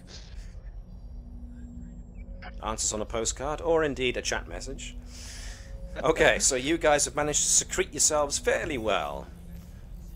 So, what with the old man now making a ruckus to the others some ways away, that gives you guys the chance to answer your comm. It's like, Edward's here, please keep it down, we're in the village. You get a big burst of swearing in Trill, Klingon, and some other languages that neither you nor Vibers should know. If you're going to be like that, we're going to cut you off. Linguistics, I start telling you to be quiet in each of those languages. Right. Edwards, it's an emergency. I have a security droid about to bash the door down, trying to kill me and Commander Edwards. Now, wait, no, what? Who the hell is Commander Edwards? I am deeply insulted. That's an extra flip there. We lose a momentum. That's okay. Commander Andrew is there as well. Right. I need to know a numerical sequence that's got cultural significance to Iconians, we believe. I got about 4 minutes. What do you remember? How long is this sequence? We found something old that could be it. 7 numbers, but 7 numbers, but we're not sure what those numbers are. Just tell us. Give me the numbers. I'll type them in. I'll see what happens. 10, 5, 1. 4, 2, 6, 2, 10, 5, 1. See, we missed a trick there. You should have just immediately come back with the numbers and go, God, it's obvious. Can't you guys do anything, right? Fibers, link up with the database. I've been scanning things in and sending it straight to the Navis, including a pictogram that went along with this. Well, I'll get that sent over from the Navis. I've got limited bandwidth here. Yes, are you sure you want to be including image data amidst it's slowly, like line by line. We don't have the time for that. Just describe the image at best. Once we give us with an arch. Yes, but let us sort this first. Bam. With an arch. Bam. Yes. Okay. Fibers. Right, I've typed the code in. Did it do anything? Did it give me any access? You are allowed access. Anything else? I don't know what the actual numbers were. It's just a string. The doors are I'm slowly assuming that being something peeled to do with the open code. as fingers wedge themselves in the gap between the doors. Weren't actually numbers. It was just the Yes, they were spaces for numbers. They were the numbers. They're the numbers. It's a simple numerical sequence. Oh right. So I thought Andrews, it was the gap the between the doors is If that's starting for to an arch, get that wider. might be due to the gateway. Yeah. Right. While these two are arguing, I'm just going to type it. While this is going on, I I'm read it. trying to I hack the thought- base unit, since I it thought should we were have a getting- link up. Interesting. I thought Daring there and were engineering. spaces for it. So I was thinking 4 spaces, 2 spaces, 6 spaces, 2 spaces. Smash the 10. fingers with the phaser rifle, but daring and security versus its daring and security, and it will get a penalty on this because it's busy trying to force doors open. So, Use foci. sure. As much as Survival hand-to-hand combat and survival training can apply to smash something's fingers while it's levering open a door. You know what? I'm going to burn a determination for this. You really want to... Preservation of life. I am keeping the crew alive. No, no, dear God, no! Star-Crossed Not a lie. Whoop. Hello, 5 successes. Yep, successful. Managed to basically smash and take its purchase grip, which shuts the doors back. So Meanwhile, the code we're after might be to do with the archway, but what have they got? So I'll let you finish. Nova. Looks like you've managed to find an access, a point to allow Hello access to the interface port with the security bots are going. Don't feel bad, that's what I thought it was too, until I asked about overlaying it. It didn't work because the series of dots was identical to the way they counted in the inventory. Yep. So, yes, which one was Hello? This one was Hello. Accessing station security protocols. Downloading.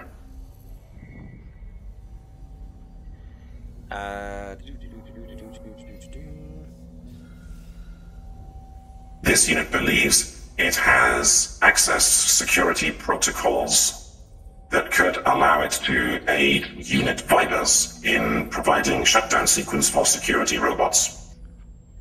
Go ahead.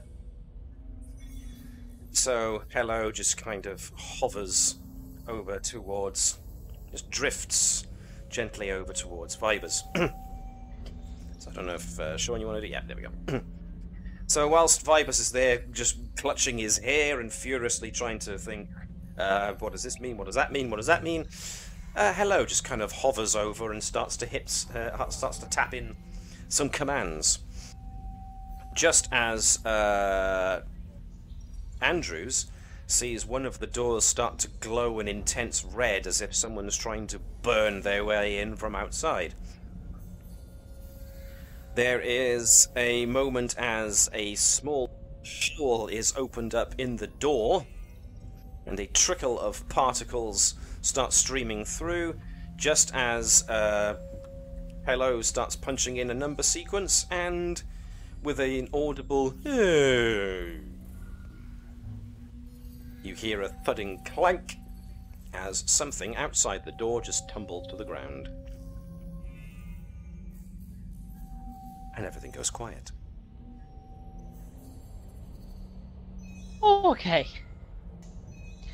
Congratulations, Unit Vibers. You unlocked it so that I could access it.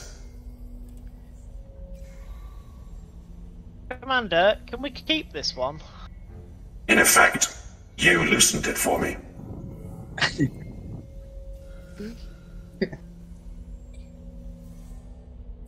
Don't We forget will the good see. job. Right. Thumbs up. Good job, boy. Tap it on the head. Talking to the robot. I'm I supposed to tapped tell the you robot that. on the top of the head. Well done, good job. Ah, great, your great division between Nova and Hello. I'm your new favourite now, aren't I, Hello? Cabal's his favourite. He's already in space with Cabal. Unit Hello is making sure the guy best suited to repairing worn-out components is sweet on him. Well, that's a good point. Hello and Kaval Thazanan do have a unique bond, do they not? Yep. For a brief Definitely point in time, buddies. they were of one mind.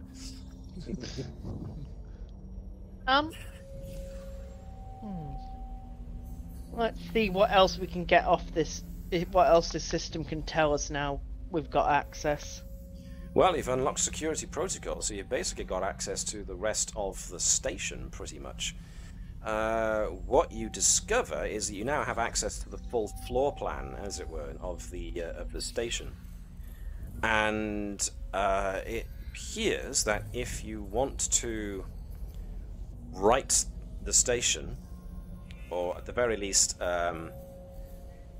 the emitter array, which controls the electromagnetic field surrounding the black hole, you can trace a path to it now, but its own control systems are isolated to the emitter array itself, to the room with the emitter array. Right. Can we also check, did this thing cause death, or did it transport in prison? These things appear to have a highly focused particle beam as a weapon. So anybody struck by this particle beam was pretty much vaporized. It wasn't like a transporter beam where it nicks you out and chucks you in a cell, sadly. Just checking. Can I control the blue screens from here? You can try. Now, I hasten to note that at this point, the ground crew, the ground away team, have still got an open comm to you guys, since you left it open whilst you were screaming in panic down it. Right. Guys, I'm gonna disconnect the comms. If you've got anything else you need to pass on, I think that code did get us in. It might be helpful for the gateway we found. Need backup? Wait, you found the gateway? I'll send you a picture later. Oh yeah, are we talking to them again? Are we on open? You're Yeah. on open Yep. comm at the moment. Right, yeah. I suppose they're welcome to come up, unless have you found anything down there that might be of use? There's limited resources down here. Most of the useful civilization is buried under quite a lot of dirt. Do you think with the access you got now, you can actually stop the danger to the planet? Not from this room, but yes. Right. 'Cause if you can stop the danger to the planet as people there, we don't have to worry about balance. You kind of faded out on the end of your sentence there, Gareth, but I think I got the general gist of what you were saying. So does that mean the ground away team would like to remain or beam up? If they're confident that we won't need to evacuate these people, then I'd rather not breach the Prime Directive any more than necessary. So, I suppose if we go back down to the planet surface, knowing what you now know, are you just going to beam up right the heck now, or are you going to Get to a safe spot. Right the heck down middle of the city. Do we actually want to take the cultural artifact with us, or do we think we're going to need it? Or because if not, What cultural artifact? The slate. Slate. I thought we've scanned it all in, so Yeah. Good point. I think the scans should be fine. So long as If we think the scan should, unless we need it, we shouldn't be sort of like going off with one of the secret cultural artifacts. Indeed. So you've got a limited window whilst the old man, the guardian of the archive, is still going off on all these whippersnappers for not paying enough attention to the sacred archive to let animals in. So if somebody sneaky wants to quickly dart in and out and put it back. Yep. Cough, bravo, cough. We could get Bravo to do that. We'll take one last, more detailed scan of it with a view to it now being a possibly Arconium artifact rather than a local one. Mm-hmm. And then put it back. Yeah. Alright, so this is what... Ooh, 2 successes. So Bravo putting it back sneakily is gonna have to equal or beat 2 successes on a daring and security check to sneak it back in. I'll grab a point of momentum. Yep, okay. Now I am going to spend a threat. Never mind. She beat me to it. That's fine, that's fine, that's fine. 1 success versus 2. Ooh.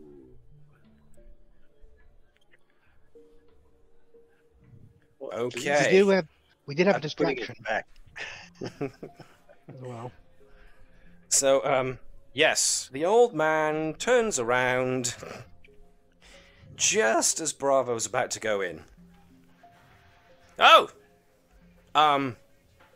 Were you done? Yes. But one of my companions, very absent-minded, mind you, accidentally took this out of the archives, and I know it's definitely a no-no, so I was just returning this. As you can see. I was going back. Oh, well then, thank you very much, and please chastise them for that. Surely none of ours have gone around any of your villages and taken your sacred relics. Oh, please forgive us for this totally unseemly behavior. Well, since you've been so kind as to return it, I suppose so. Just tell him to keep his sticky fingers to himself next time. I shall do so. I shall do so. Honestly, these youngsters these days trying to win glory and renown for their villages by taking artifacts from others. Ugh, what's it coming to these days? No appreciation for art or history. Did you manage to find the bird? Oh, no, I didn't. And it's going to make a nest, I'm sure. And if I don't find it soon, it's going to destroy priceless papers. Oh, well, I shouldn't keep you from your duties as a guardian of this priceless artifacts. You're horrible, Jan. That poor man, you could have said, oh, I thought keep flow out, but no. No. It's in the walls. The whole point is to get him back inside. There we are then. So, yes, you've now created your distraction. Yeah, the man's going to be agonizing over that bird for who knows how long. Besides, he needs something to keep him busy. There you go. So, yes, with a little grimace of, whoa, just about got away with that. This is the cultural equivalent of flying. Thank you, As Gareth. I get back to the other group, as I get back to the rest of the group, I'll be shaking my finger at Dr. Bertram. And yet you won't know why. Sin to the player much? No, I need a scapegoat for the tablet stealing. So Bravo's making a big show of telling him off, seeming to tell him off from a distance. Right, I get you. Selling the lie. Nice. Of all the Okay, people then. he could have chose, he chose the highest ranked person. Exactly. Never miss an opportunity. The hat of blame is worn by the most senior officer, and therefore... You know, I'm a doctor, not a scapegoat. Even though I'm not invoking it, I'm just going to put that there just for the reference. Yes, there's an actual talent. I'm a doctor, not a... Yeah. I chuckled when I first read it. I chuckle every time I see it. In fact, I'll chuckle now. Right then. So, you guys have made scans of that cultural information. You have returned their prized relic. Whew, just about. And it looks like you're all set behind that innocuous bush that you hid behind before. So unless there's anything else you guys particularly want to do whilst you're here. Collected some samples of those plants. You got everything you wanted there, Doctor? Yes. He's got that kid in a toy shop grin on his face. He's just got sort of like he's got a massive satchel of bagged, sort of massive satchel of plants. It's going to keep you busy for weeks. Plants of camouflage. Well, which is just putting a leaf up to your face and pretending you're a bush. I don't know, a natural powerful preservative can be quite useful, especially in certain projects. Ah. See what I do for you. I'm appreciative. So, if there's nothing else you guys want to do, then it's basically Lechude, beam us up. So, with that knowledge, if we go back to the security control booth, the satellite away team, are you waiting to see if the ground away team come to you? Are the ground away team coming to you? Oh, Edwards would definitely want to get across there now. Okay. You can't beam in, so you're going to have to take a spacewalk to do it. So, you guys are If he's going... allowed to, that is, I should say. If the captain allows it. Well, the captain's another archaeologist, so between... Right. The captain is very much a case of, well, if I can't do it, then I'm going to have to live vicariously through you, aren't I? Mr. Edwards, go take copious notes and observations. So that team will have to meet the. Yeah. So it was Vibers' hobby. Your message from Captain might even include the ones about don't let that damn engineer break anything. Too late. So, not a professional, the question remains, are you guys currently interred in the security control room going to remain there, or are you going to choose a place to link up with the others and lead them to where you want to go next, what you want to do? I think the main plan would be to get to the emitter array and fix it, so it's no longer in danger. Okay, so you're gonna wait for the other guys to get to you, or are you gonna say meet us in the emitter array? They can meet us there. That might give us an extra couple of minutes trying to figure out what the hell the buttons do. Okay, groovy. I'm just going to, in that case, take a brief sojourn back to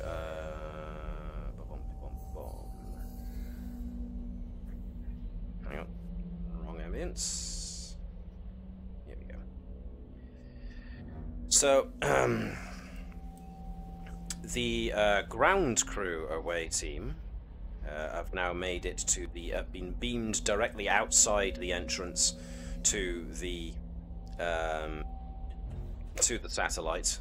Of course, you were fitted with your EV suits first, even if they don't appear, which most of you probably do still have EVA suits in your inventory, so why change it?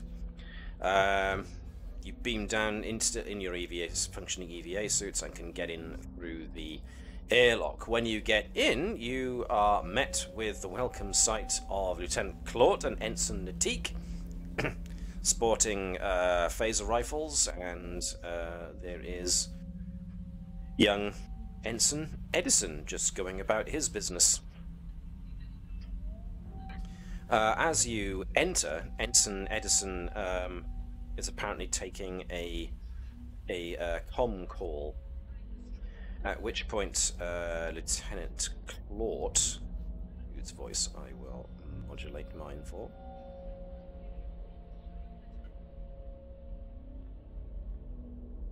Welcome, Commanders, Lieutenants, Ensign,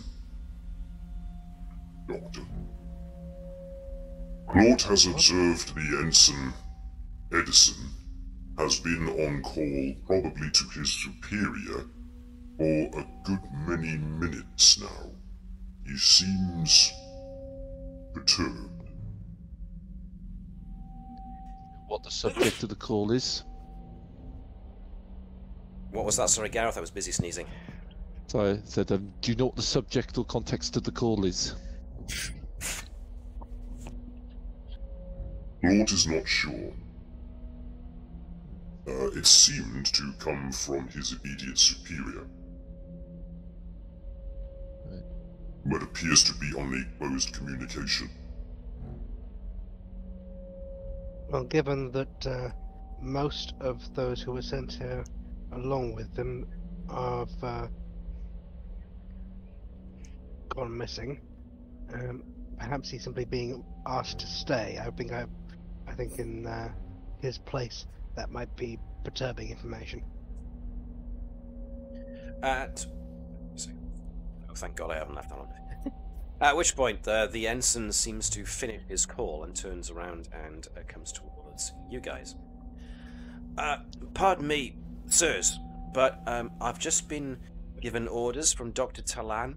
She's asked that you could wait for her and some members of her own remaining investigative party to accompany you. If that's agreeable. At this moment in time, because it's Iconian tech, I would hazard a guess that security takes precedence.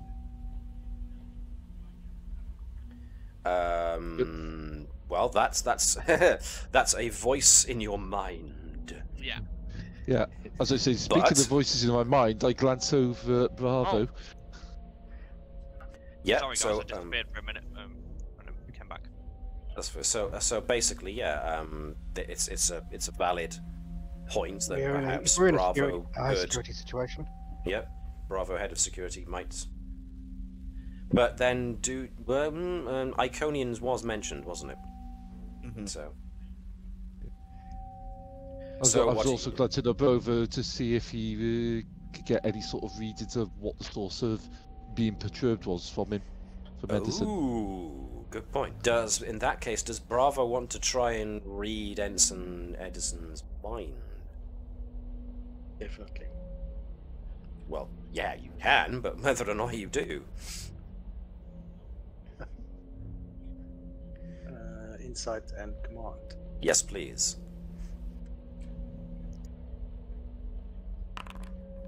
Three successes, yep, so you definitely get one over what I was going to charge you with. Alright. Bravo is detecting a great deal of anxiety coming off of Ensign Edwards, and it seems to be stemming from the fact that he is trying to keep you guys here for long enough that his superior can arrive. Sorry, did you say it's Ensign Edwards? Sorry. Yep, you're definitely anxiety. Bloody changeling. Gone goes another threat. Okay, Edison. Ensign Edison here wants to try and keep all of you here who are busy doing a dance. Somebody's got everybody selected. Ensign Edison has been given orders, and he's rather anxious about trying to execute it. These orders. He wants to keep you guys here so that Dr. Talan can get here and try and take charge of the situation. With 3 successes, Bravo manages to gain access to his thoughts, because they are the thoughts foremost on his mind at the moment, that Dr. Talan has given him an instruction that the Navis crew are to not to do anything that could result in the let me think. Let me actually structure this in my brain so it actually makes sense in words. She doesn't want you guys interfering with her ability to, well, basically see what's in here. She is aware now, apparently, of an Iconian arch, which suggests that she's been listening into your comms. I will relay all of that to, at least to Natala and Edwards and Bertram. Okay. Just sort of a quick huddle and. Let's move away a bit, away from him. And the wrong page. Claude and, well, especially Claude takes the hint and just kind of interposes himself in front of Ensign Edison. Turn up. Potentially, you might be able to turn off your comm badges for a second. I'm going to ask others to do the same. I'm about to do something trying to stop people from listening in. With your permission, Doctor. Okay. Or to be Commander. Who's the highest ranking at the moment? Chain of command wise, Natala's in charge of the team. Bravo's. It's very complicated in this situation. Yeah. Okay. No, then, with your permission, Commander, I would like to warn the others and then send a large burst of feedback to knock anyone off that's listening to our comms that shouldn't be. I don't think it's a big concern if we just keep going and ignore the wishes of the leader of the science team. Given the danger of the situation and we know that one team has been lost, I am very concerned. My top priority is the safety of my crewmates who are ahead. Damaging our own comms doesn't seem a good idea in a tactical situation. But it's something that can definitely be kept in mind. It's just, I don't like being spied upon. But did you bring your sonic gun and put it on your hip, Edwards? No, because he's not expecting to fight anyone. I'm sure it's just professional eagerness and not anything too untoward. Yeah. Well, Lieutenant Commander, your order stands. So, if you wish for us to proceed, I won't touch. If we just No, No, you always address a lieutenant commander as commander. Sorry, do apologise. That's Alex. Not knowing. That's fine. That's fine. That's fine. I occasionally slip and do that myself, actually. So. Okay, so what do you want to do now? Basically, find the others, more or get a move on and let Lieutenant Bravo take the general lead on how we should behave in this situation. Okay. What you need is the Clawt Slam. Just picks him up and just clotheslines Edison out the way. I don't think we necessarily want to assault the guy. Clawt slap. I thought so. Just like gives it like talcum powder. That's the last time Natik did that to someone. He took their head off. Yeah, he killed him.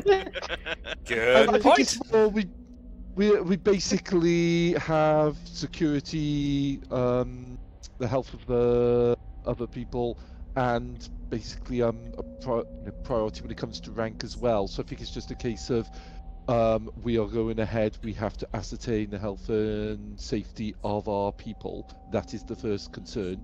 We also need to make sure that the place is secure. I'm sure Dr. Talan will accept that safety and security are our first priorities. So you've got a bit of a head start. You don't know how long you've got, so you guys are racing ahead to meet up with the rest of the other away team? Yep. Okay. Yep. I will bear that in mind as we Security switch. basically having Clawt and Natik basically having instructions not to overly impede, but to make it take easy their for time explaining that that this is a secure environment and that non-combat personnel should take care to enter it. Yeah, Right, exactly so that. Is that there is a risk to safety. Yeah. So that there is a known threat in the area until it is secured. Is that it is not safe for civilians or non-essential personnel to be in the area. I think that would be as far as Natala would go with the instructions to those two. I'm having a fever dream. It's pitch black. Oh no, it's not. Right, let me grab you guys, and for the purposes of making it easier for myself, you guys will be following along a bit later. Let's unfortunately put you in darkness for the time being. But you should still be able to see what's going on if you don't have your own character selected. I can see a grayed out version of the map, so I can't see what the others are doing in it, but I can see the general shape of it. Okay. But everyone should have access to hello, so if you need to see what's true. in the map, I can do that. click on hello. So yes, entering into this self-contained room, you find pretty much what you see. There is a massive, almost missile silo-like drop, which is why this area is black. So the actual array itself seems to reach out from the inner workings of the satellite and then extends outwards. Where you are, the top of this emitter array actually makes contact with the ceiling of this room, suggesting that the actual array dish itself is on the exterior, but the vast majority of its workings, from the sheer amount of crackling power that you've got going on in this room, seem to be focused and controlled entirely from this room. In fact, as soon as you enter, you get that tickly, prickly feeling on your skin from the hairs on the skin standing on end, as there's a definite static charge almost on the air. Not so much that it actually does create static shock, but you can definitely feel the hum of power in the air. This thing, as you can see, is fed by massive pieces of massive power regulators and reflecting dishes. Quite how this thing puts out the amount of power and the electromagnetic power that it does to keep a whole black hole contained is still a mystery, but this room certainly gives clue as to the sheer amount of power that gets channeled through just this room. So, this is you having an early look at the thing. The panels are certainly on, but they appear to be in some kind of locked standby mode almost. So Let's try the codes we've seen before. all right then.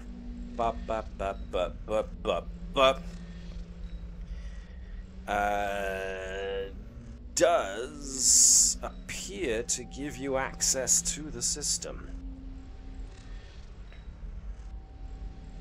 Now what you've got is you have accessed what appears to be one console, and it looks like the power regulation on this thing is so immense and so delicately balanced, it needs multiple operators to, well, operate. So you are on one of the 4 panels needed to get this, to operate this thing. And coincidentally enough, let's use this,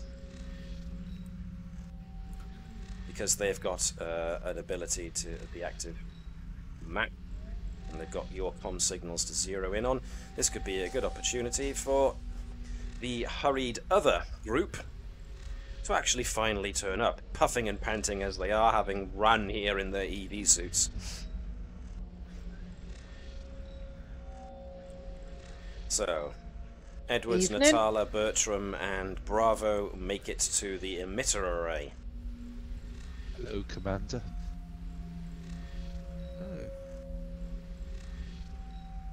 So sadly, Yeah, Edwards didn't this get is much of an the opportunity gateway, to Edwards. admire the, or Natala for that matter, to admire the art, the Iconian arch. But you have at least got to this massive emitter array. So, I'll Go on. update Andrews on the situation we came across, including the fact that we suspect the Science team is monitoring our communications. Well, that's an infringement of security protocol.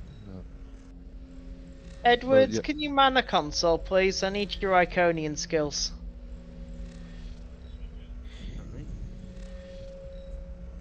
But yeah, I also point out to Andrews that apparently Edson was given specific orders by superiors to try and delay us long enough for them to arrive and get here before us.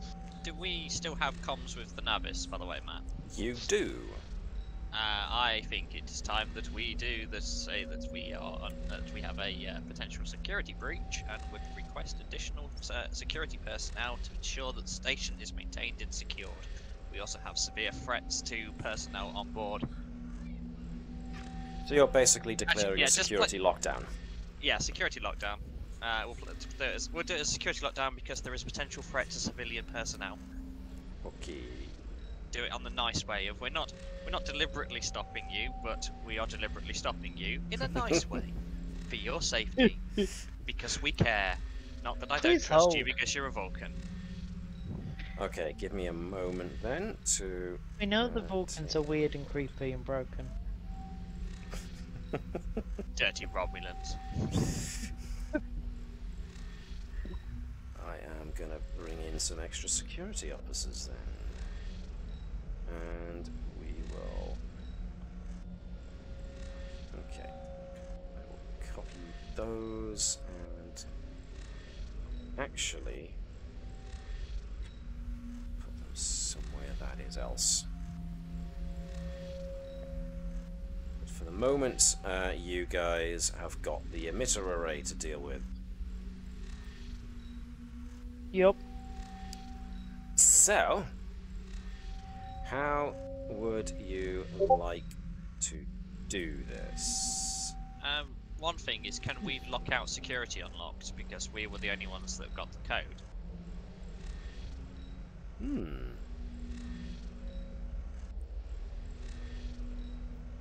Well, I did say that Hello managed to gain access to the security protocols. So you want to do what with those protocols? Just to stop, just to potentially stop anyone from starting up the Iconian portal. Right, so you basically want to put a security lock on all systems except the one that you're currently using. Okay, let's get... this is going to be a hello jobby, so if Nova wants to assist hello, and Andrews can probably assist hello, as could Bravo, I suppose, because of their security-related knowledge. They could suggest the security protocols, that Andrews and Bravo could suggest the security protocols to enact, and Nova could assist Hello in actually implementing them. Or Hello could assist Nova in implementing them. Does that sound reasonable to you guys? Yeah. That will mean that the full 5 dice maximum will be getting used, but it at least ensures a lot of people just something to do. So this is going to be difficulty. Right, so you've got security access. You're doing a specific lockdown procedure.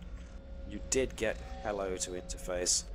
So I'm going to make it difficulty 2, I think. So you shouldn't have too much problem with this. So, this is going to be a control and security from the 2 who are going to be doing the console, and I don't know, insight and security from Andrews and Bravo to assist, as they are suggesting the kind of security procedure they want to enact.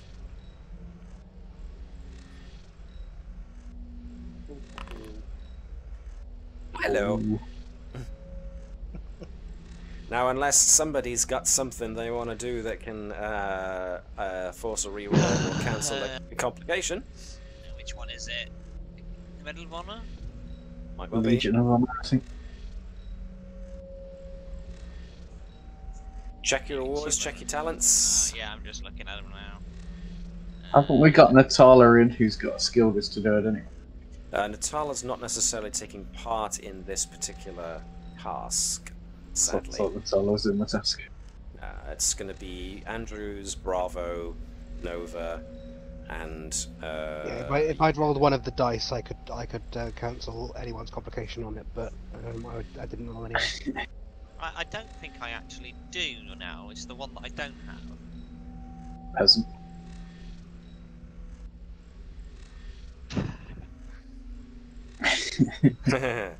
So, right, Nova is drawing on one of her Legion of Honor. Sean is drawing on one of Nova's Legion of Honor award. Well, I'm gonna burn my determination, and then I'm gonna use the veteran perk to see if I can get it back. So it's just a... Right, so the only dice no, you'll be rolling will be your determination dice. Yeah, that's fine. So that'll be... So, so that will mean it'll be another assumed 1, so that's 2. So Bravo's complication has been taken out. 1 is 2 successes, so anything anybody else rolls is gravy. So it's all on hello now. No. You don't need to, Webby. We're taking your determination spent as a guaranteed roll of a 1. No, but my veteran perk means that I can potentially roll it back.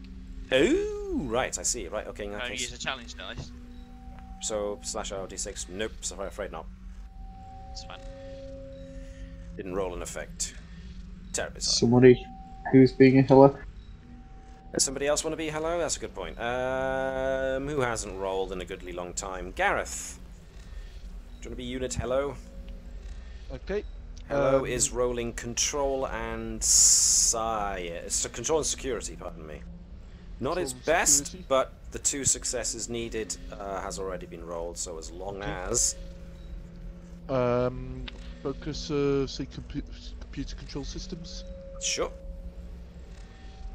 Okie dokie. And did you say he was the primary in this? Yes, indeed. Yeah. 2 dice. Very good, very good. So, all the successes, 4 in total. No complications. So, yes, very good.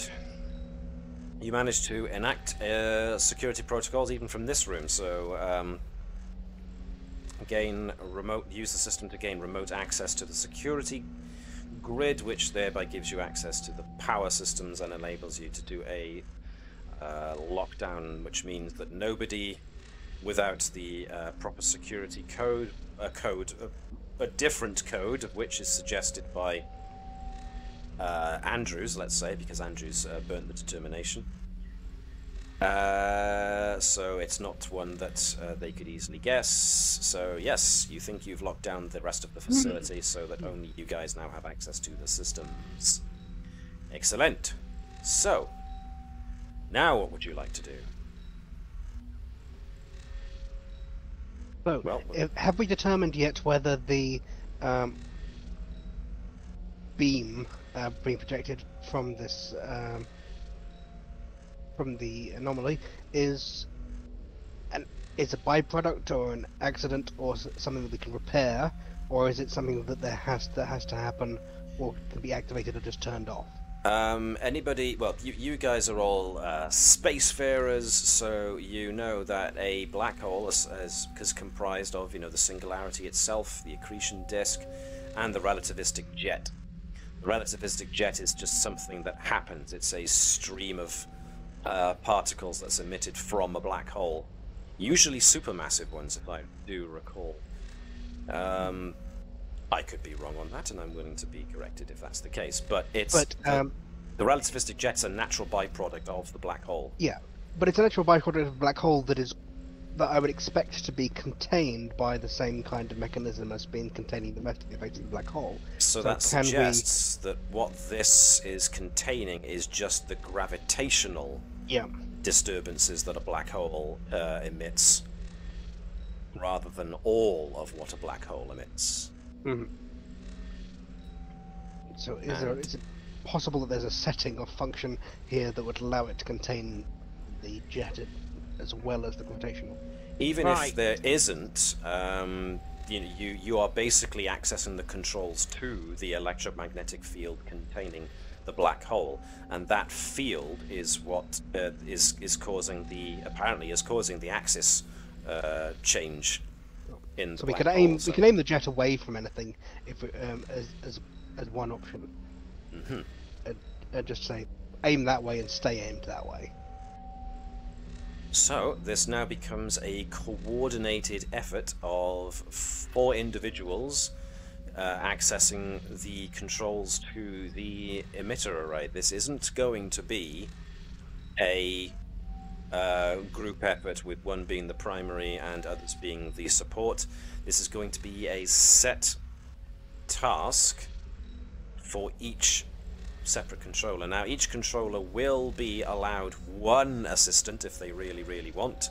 Like Nova can call on Hello to be an assistant. If Natala wants maybe Andrews or Bravo, or maybe Vibers wants Andrews or Bravo to assist them with controlling it, that's fine. But each controller has to make their own difficulty 3 control. And you can I'll allow a choice, between science and engineering, so that you can focus on your best. But this is very much the whole coordination of in order to deactivate the nuclear bomb, you have to turn the keys at exactly the right time. Mm-hmm. Both people have to do it exactly the right time. So in this case, Doctor, you're good with timing and controlling things with high precision. Could you assist Edwards? My best.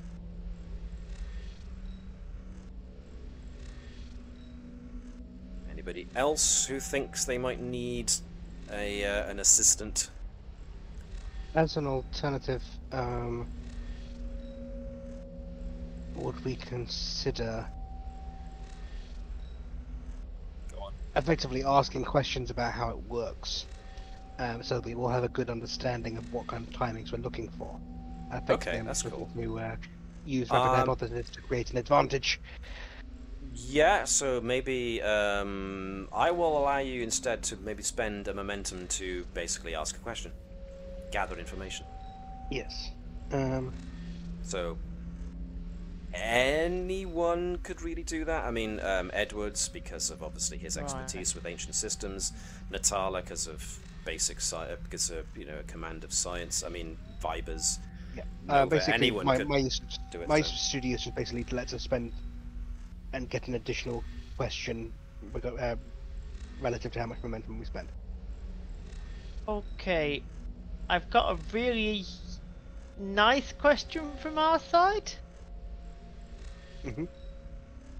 What went wrong? That's the assumption that it wasn't meant to. Very good question.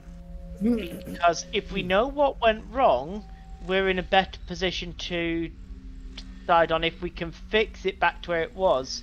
For example, if what went wrong meant it couldn't contain it anymore, that means we can't just fix the containment. It's going to go wrong again.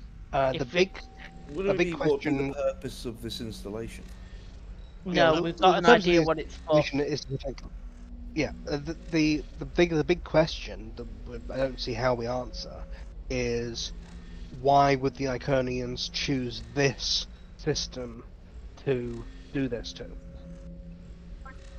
So I think the more pressing question definitely seems to be Davis's one, because it relates directly to the task of trying to see to. Yeah, exactly. The why here sounds like a good one for afterwards. Yes. Definitely. So, not saying that they're not valid questions, just saying that for the purposes of what you're about to do and obtaining information in order to be able to do it better, that's probably the best, most pertinent question you could ask. And, like I say, so Vibers could suggest it, and therefore, Natala's ability could allow you to get 2 questions out of it. There is a sensible second question based off what Natala was saying before, which is where's a safe direction to point this energy? And we could actually use the ship as an assistant for that, because it's sitting there with a big astronavigation database. Ooh, nice. Which means we could get a navigation-related task check from Kaval Fazanan, no less. So, are we going that with our spend a momentum and ask those 2 questions? I believe so. So the first question was, what went wrong? Okay. Everybody all right with that as the first question? What, if anything, went wrong would probably be the phrase. We know something went wrong because this thing wasn't containing the black hole anymore. Well, was it only ever intended to contain the gravitational anomaly and not the other things? It's a question for perhaps another time. So everybody all right with that? Everybody all right with that being the question asked? What specifically went wrong? Okay, good. From the access that you have, thanks to the security number, the access number you were given, excuse me, what went wrong was basically the system had been apparently on standby, on just basic standby for a long time, and then as soon as probably the science team opened up the outer door, it activated the security protocol, which seemed to unfortunately create some kind of feedback loop in the threat protocols, which then seemed to that small fault cascaded off into the control systems for the emitter array, and that caused a 0.01 correction in the angle of the emitter, and so it's been trying to self-correct and by doing so, it's moving it, doing small corrections each time. But because of that, that setting error that crept in, it's constantly correcting itself and is therefore constantly correcting the axis of the black hole. Is that a satisfactory answer? Good answer for the first part, yes. Making software books. So what was the second question? The best place, given a little help from Righty Hosey. from Thousand as to where we should aim this. So let's jump us quickly back to the Navis Bridge, because I'm guessing a communication has been opened. Therefore, the best person to give you an astro-navigational direction is more than likely going to be Caval. So... Caval's going to be accessing the ship's navigation system, so this is going to be a control and con from Caval, backed up by the Navis itself. So once again, Gareth, if you could be the Navis, using sensors and con for the Navis, please. I'm going to make this a difficulty 2 because you're all professionals, you know what you're doing. 1 dice from the Navis, 2 from Caval Thazanan, please.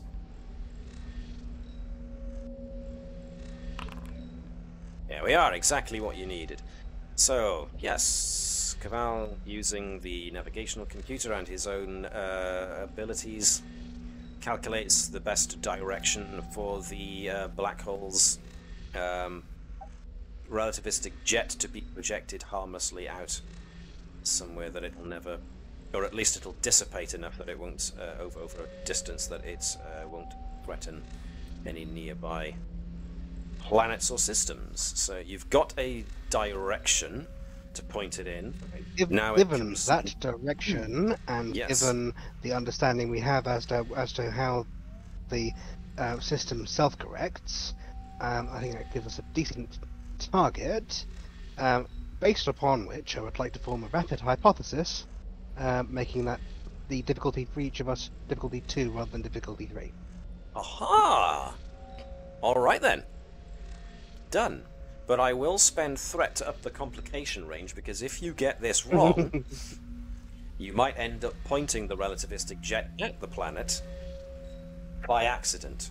That's fine, then do the risks. Or at the nearest starbase, yeah. So, so is this the final teams, as it were? Bertram is aiding Edwards, Hello is aiding Nova, but Natala and Vibers are flying solo? I can help coordinate if you want. You can help definitely coordinate. Yeah, if you can coordinate. The timing good. Because then we don't have to think about about coordination, just the systems we're on. That's weird. Hang on a second.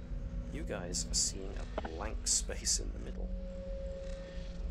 That's unfortunate. Let me correct that, because it seems that none of the light sources are extending far enough. Got a wall. Have you got a wall set up that's causing... No, not a wall. It's just that the light sources are all along the walls and are therefore not illuminating the center. So if I stick one in the center, you can actually see what's actually going on. So I spent a good deal of time lining up that sparky crackling thing, so I want you to see the sparky crackling thing. So it's almost like we're going to see like the face of Claught in the centre.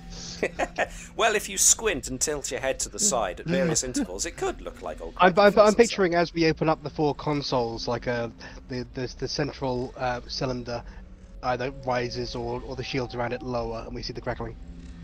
Yeah, there you go. Thank you. Thank you for saving me there. I'm a professional, honest. It's intentional, honest, Governor. So, like I said, this each console will require a control and either engineering or science, depending on your inclinations. Now difficulty 2, thanks to... Oh, hello. And of course, you're trying to help Must be an officer in command. Wants permission when the character uses direct task. Instead of rolling normally, they may treat their D20 as if they'd rolled a 1. So... Well, the other one I've got is focus. Basically, one team gets an automatic success. Nice. I said I'd like to use the focus of, obviously, would it be ancient technology, or would that Very be much ancient technology, yes. I also, as given what is discovered on the planet and the historical things that still could bear a lot more study from afar, I'd like to use my determination. This belongs in a museum in order to try and preserve what's down there on the planet. Okay. So it sounds That like... applies to this machine as well. True, but there's a good chance we can't shove this on display. So it sounds like Edwards is going to be making his own roll. So again, the Christopher Pike Medal of Valor. No, pardon me. No, I'm right. Basically, Andrews is offering somebody a free success at their task.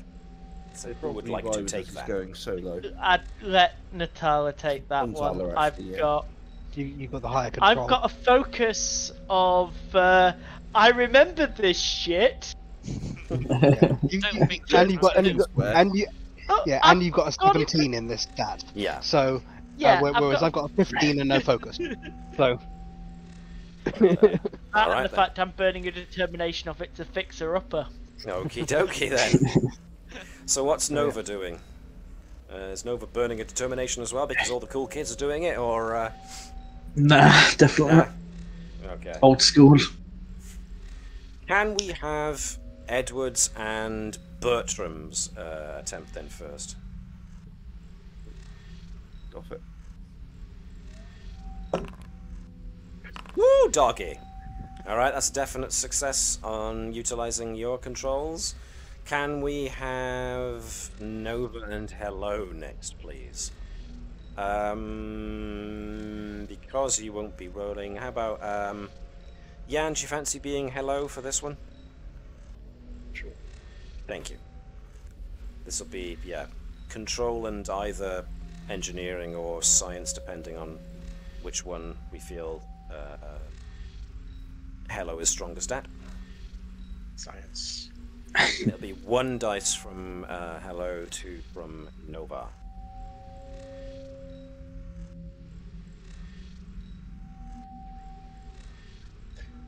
Sorry, was that 1 dice from Hello? 1 dice from Hello because Hello is assisting Nova.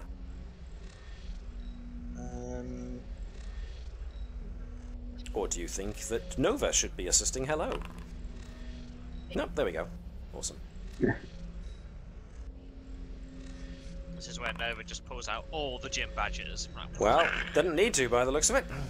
Nah. It's not gym badge worthy. Very good. So far, so good. So Andrews has helped direct Natala, who has affirmed what's coming on and therefore succeeded. Edwards has had a little assistance from Bertram, giving his coolness under pressure and his ability to keep his hands steady.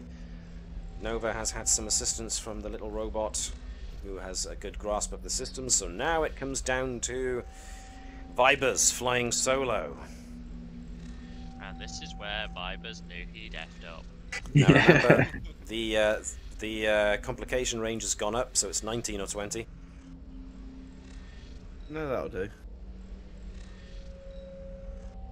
So... And this is where Vibers succeeded too much and realised he'd effed up. It's alright. Wow. What we've done, we've got everything working and we've routed all the problems to the tower. Look at that. 1 1, 1 1, and 1. And that end one counts as 2 1s, so it's actually 1 1 1 1 1 1. Brilliant. So There's just one binary. Yeah, I didn't. Wowza. So yes, working at your individual consoles, some of you working with more than one team member, you managed to stabilize the constant correction and have now managed to point the relativistic jet in the direction that it probably was set to begin with. And you've ensured that it's going in a safe direction. Well done. Very, very well done. Wowzer. And so, that brings us... room. Eventually back to the arch room. Which, according to the reports you've just gotten from the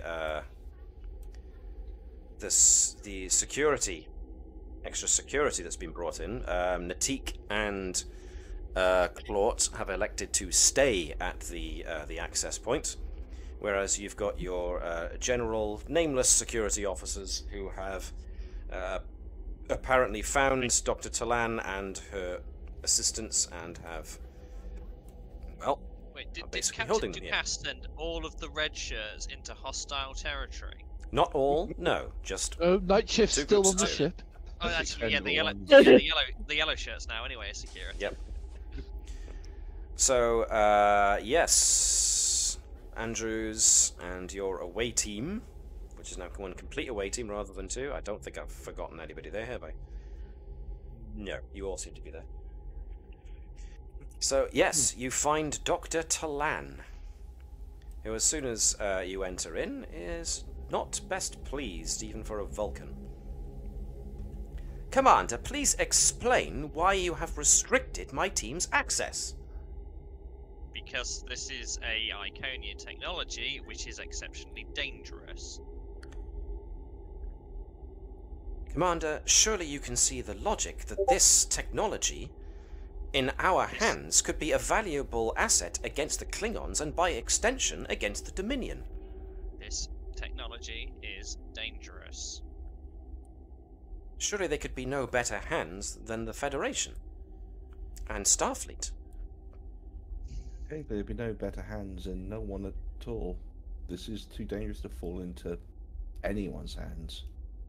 Especially a research team that potentially caused an extinction of a planet because of their over-eagerness to gain access to a facility. We Doctor, have our orders, as do you. Doctor, the risk of lives is not worth the end mission.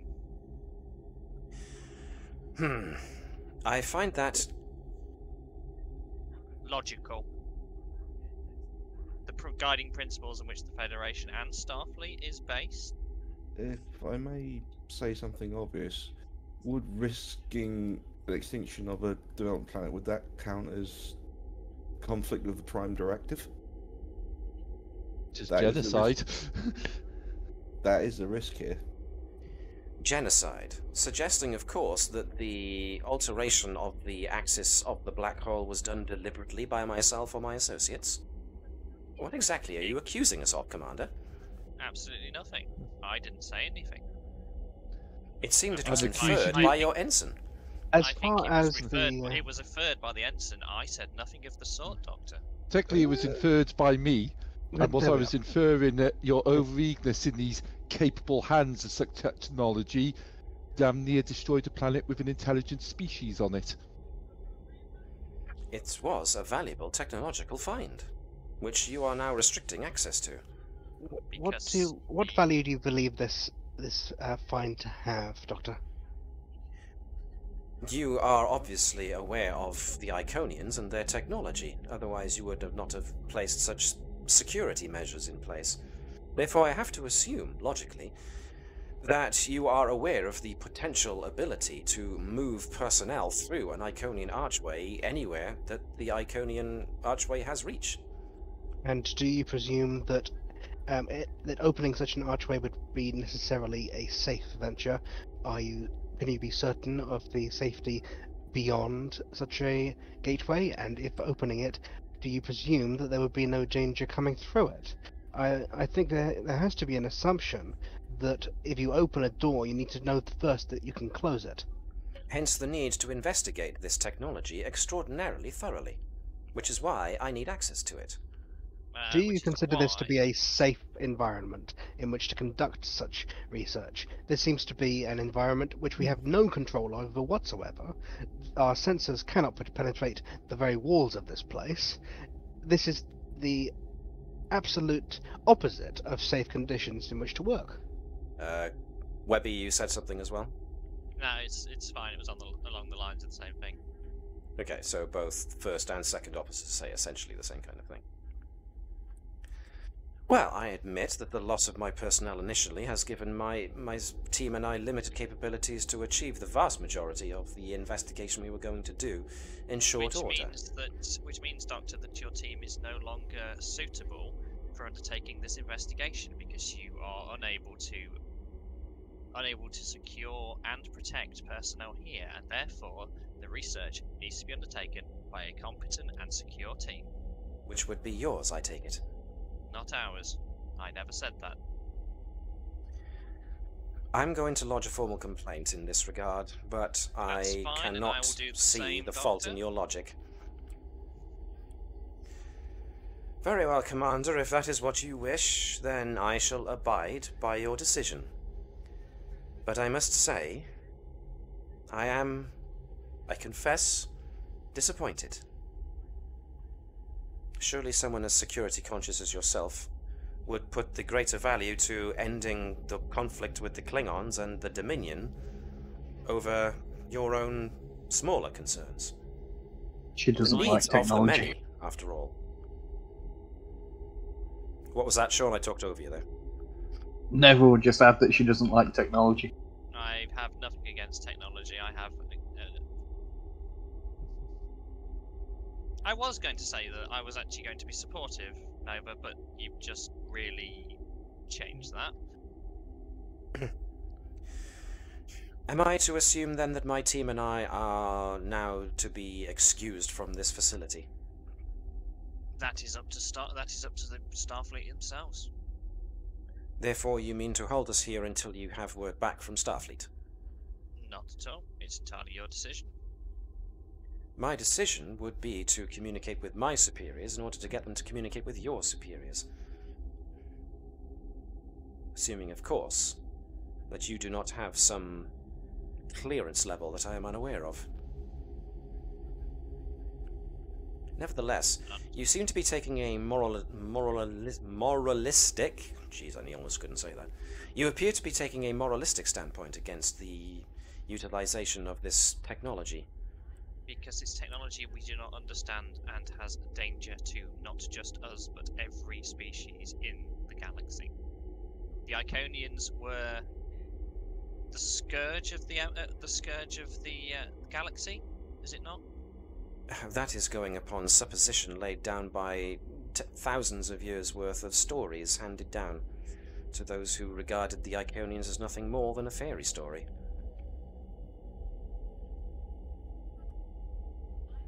Demons in the dark, the demon wind, the creatures that would steal away the treasures of civilizations for generations.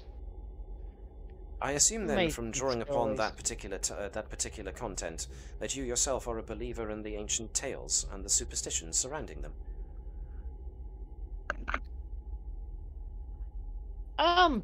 Merely an observer of history, and history is written by the victors. Exactly. We would like to see what anachronisms there exist. The Iconians a scourge of the universe, that tells you that they were genuinely afraid of them. I must confess, using the folklore as a means of justifying the assumed hostility of the Iconians was not something I expected. However, seeing as they are the only historical accounts that we can draw upon, I find myself having to concede the point in this regard. Very well, Commander. My team and I shall stand down from our investigation of the satellite until we have word from higher authorities in Starfleet. If you can have your teams escort us back to the observation post, that would be agreeable.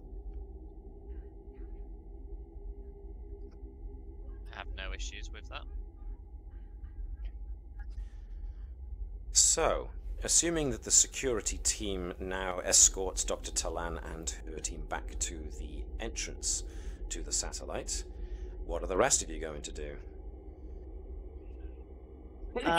Excuse me. When she's out of earshot, be very shocked the fact she's so willing to run the risk of wiping out an entire developing species. When we first turned up and the Cass actually brought up to her over communications about the whole needed to try and sort of like see to the safety of the people, her response was, I believe, along the lines of, surely you must agree that the station and technology on it have to be a higher priority than the primitive people on the planet. Hence why Bertram has been rather hostile to her. Yes, I'm wondering what led her to assume that the technology on the station was of that level of value, other than the ability to contain a black hole. She said, What it's made of. She said, exactly we have what our it's made of. orders. She also said, we have our orders just as you have yours. I'm wondering who it was that was actually ordering her. Was it a higher up person with their own agenda?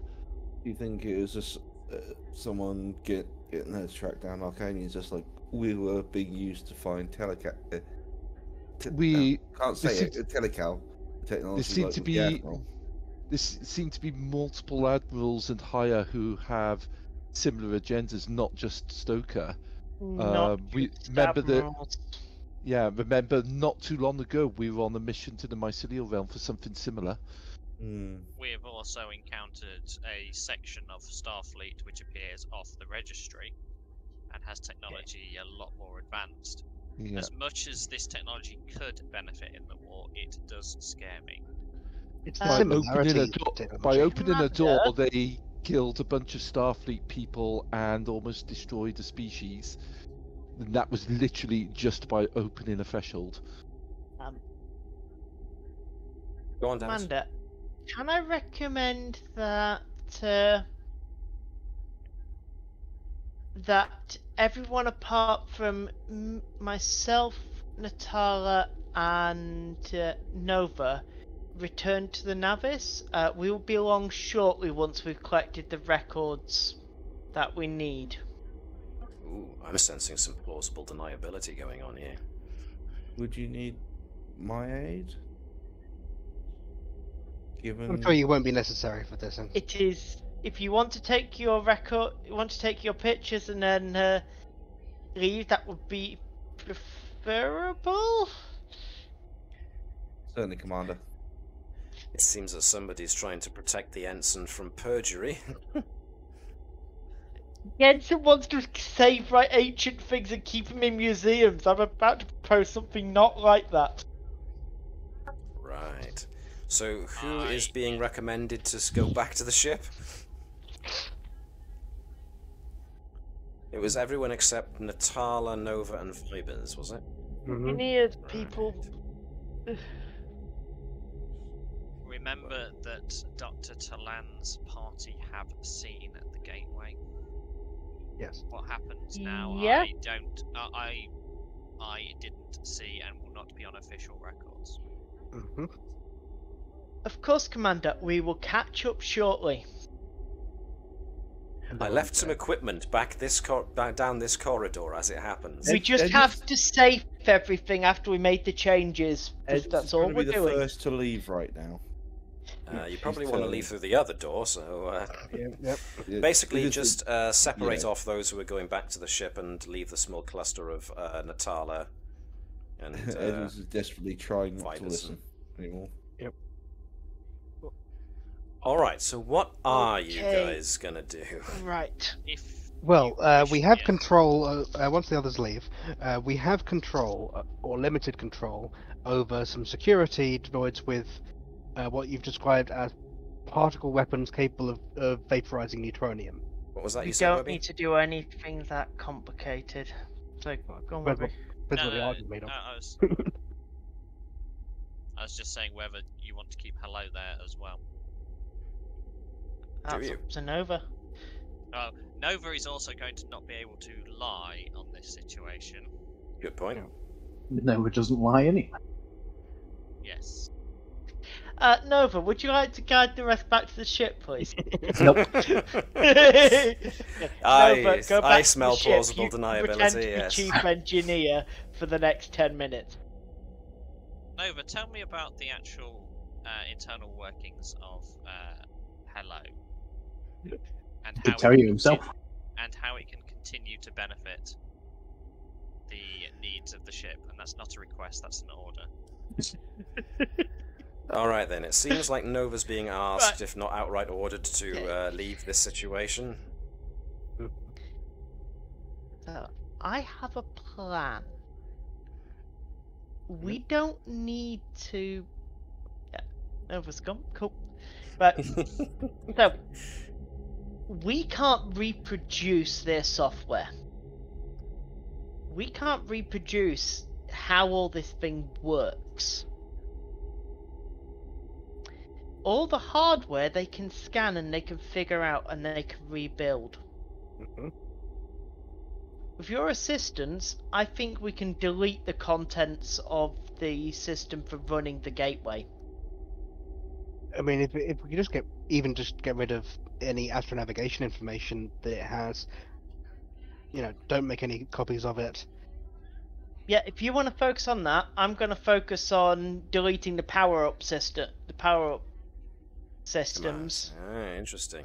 So basically, I make it so it can't aim, and you make it so it can't turn on. Okay. Yes. Nice. In that case, we'll consider this a cooperative venture. This is going to definitely be a control engineering jobby for both. I mean, none of Natala's foci really have it here that I can think of. But, I mean, I have to what I pulled out my butt. power systems for you is gonna,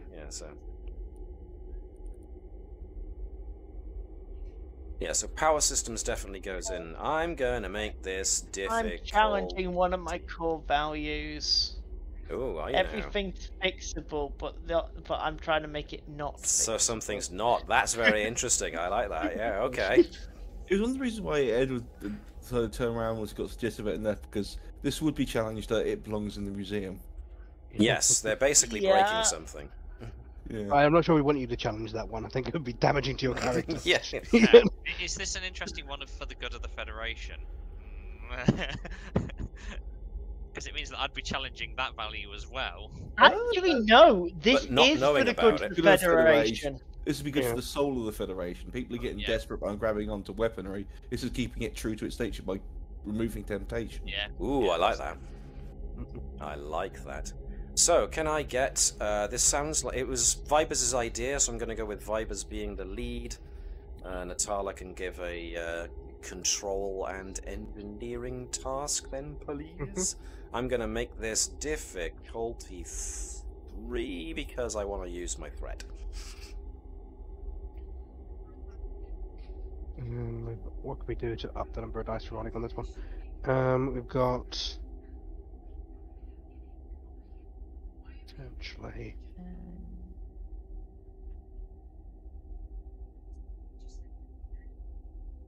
I haven't really... Right, I can double my focus range. Yep, and you've got quite a lot of momentum in the pool, so...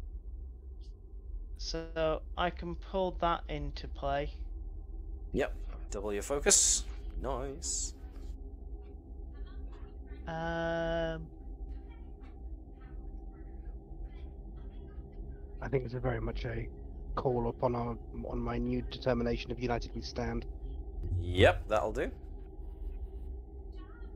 I'm just gonna hit this one, not because I want to use it, but because this cuts off the text halfway through. Right, so you're trying to see what it's saying without actually... Can you do... Ooh. If I throw that in... They receive 2 benefits. Wow, so you basically get 2 ones. That means we get... Yeah, so we're getting an additional... Is it 2 double ones on a dice? 2 ones, basically, yeah. So you're treating that one as if it was 2-1. So you've actually got 5 successes there. So, blimey, anything that Natala does now is gravy. That was Natala's. I've not rolled yet. And that was Natala's. Oh, crikey. So yeah. Okay. See, I'm not reading, so that means I lose another threat from noticing the wrong character. Need me eyes tested. Right. So that's 5 successes, so 8 successes total. You well and truly disassemble the entire database of stellar navigation that it has, and you completely remove the protocols for accessing and channeling power from the grid. It will take anybody who tries to use this, examine it, it will take them years, if not ever, to try and get this thing working. And we didn't even have to damage it, it'll still be lovely in a museum. Yep. Yep. But the computer control systems are totally whacked. If they want to do it, they're going to bring in their own power system, which means it's not going to affect the black hole containment. Yep. And that might be entirely incompatible. So yeah, you've created a really big spanner in the works for anyone who wants to come along and try and use this again. Well done. I'm going to draw this to a close. Let's head back to the ship. I need a drink. So, jumping back to the bridge of the Navis. Well, yes, drawing this to a close. You have managed to successfully right the problem that was going to happen. You've made some interesting observations as to the culture on this planetoid, and of course you've made the rather shocking revelation that this was an Iconian construct, it seems. At the very least, the arch was Iconian, but it would stand to reason that if there was an Iconian arch, then this might very well have been an Iconian satellite. Not necessarily. But not necessarily. Stole a lot of technology as well. So interesting either way. So yeah, this was very much an investigative focused mission, but at least those with the somewhat more action-orientated characters or whatnot had a fair amount to do, what with sneaking around down on a planet and then trying to utilize security protocols to the best of your abilities. What happens to this satellite will more than likely become the purview of research and development, maybe even archaeological teams, if any members of Starfleet Science come into it with the interest in making this or anything on there a weapon. The best they've got to work from are those robots that are so far in advance of what Starfleet Science is currently capable of that it'll more than likely take them years. So at the very least, you've put brakes on anybody's ability to use this in the immediate future, which hopefully means that in the time it takes to get up to dealing with the Dominion after this business with the Klingons is done, if it gets done anytime soon, you've at least made it so that anybody trying to gain an immediate benefit from all this technology is going to be very heavily stymied in their efforts. What happens to Dr. Talan? Who ordered Dr. Talan to do her research and put priority of investigating the station over the native population of the system? Well, that'll have to be something for another time. As we draw this episode to a close, unless there's anything anybody wants to add to the end of this little episode? Alright then, I will take the silence as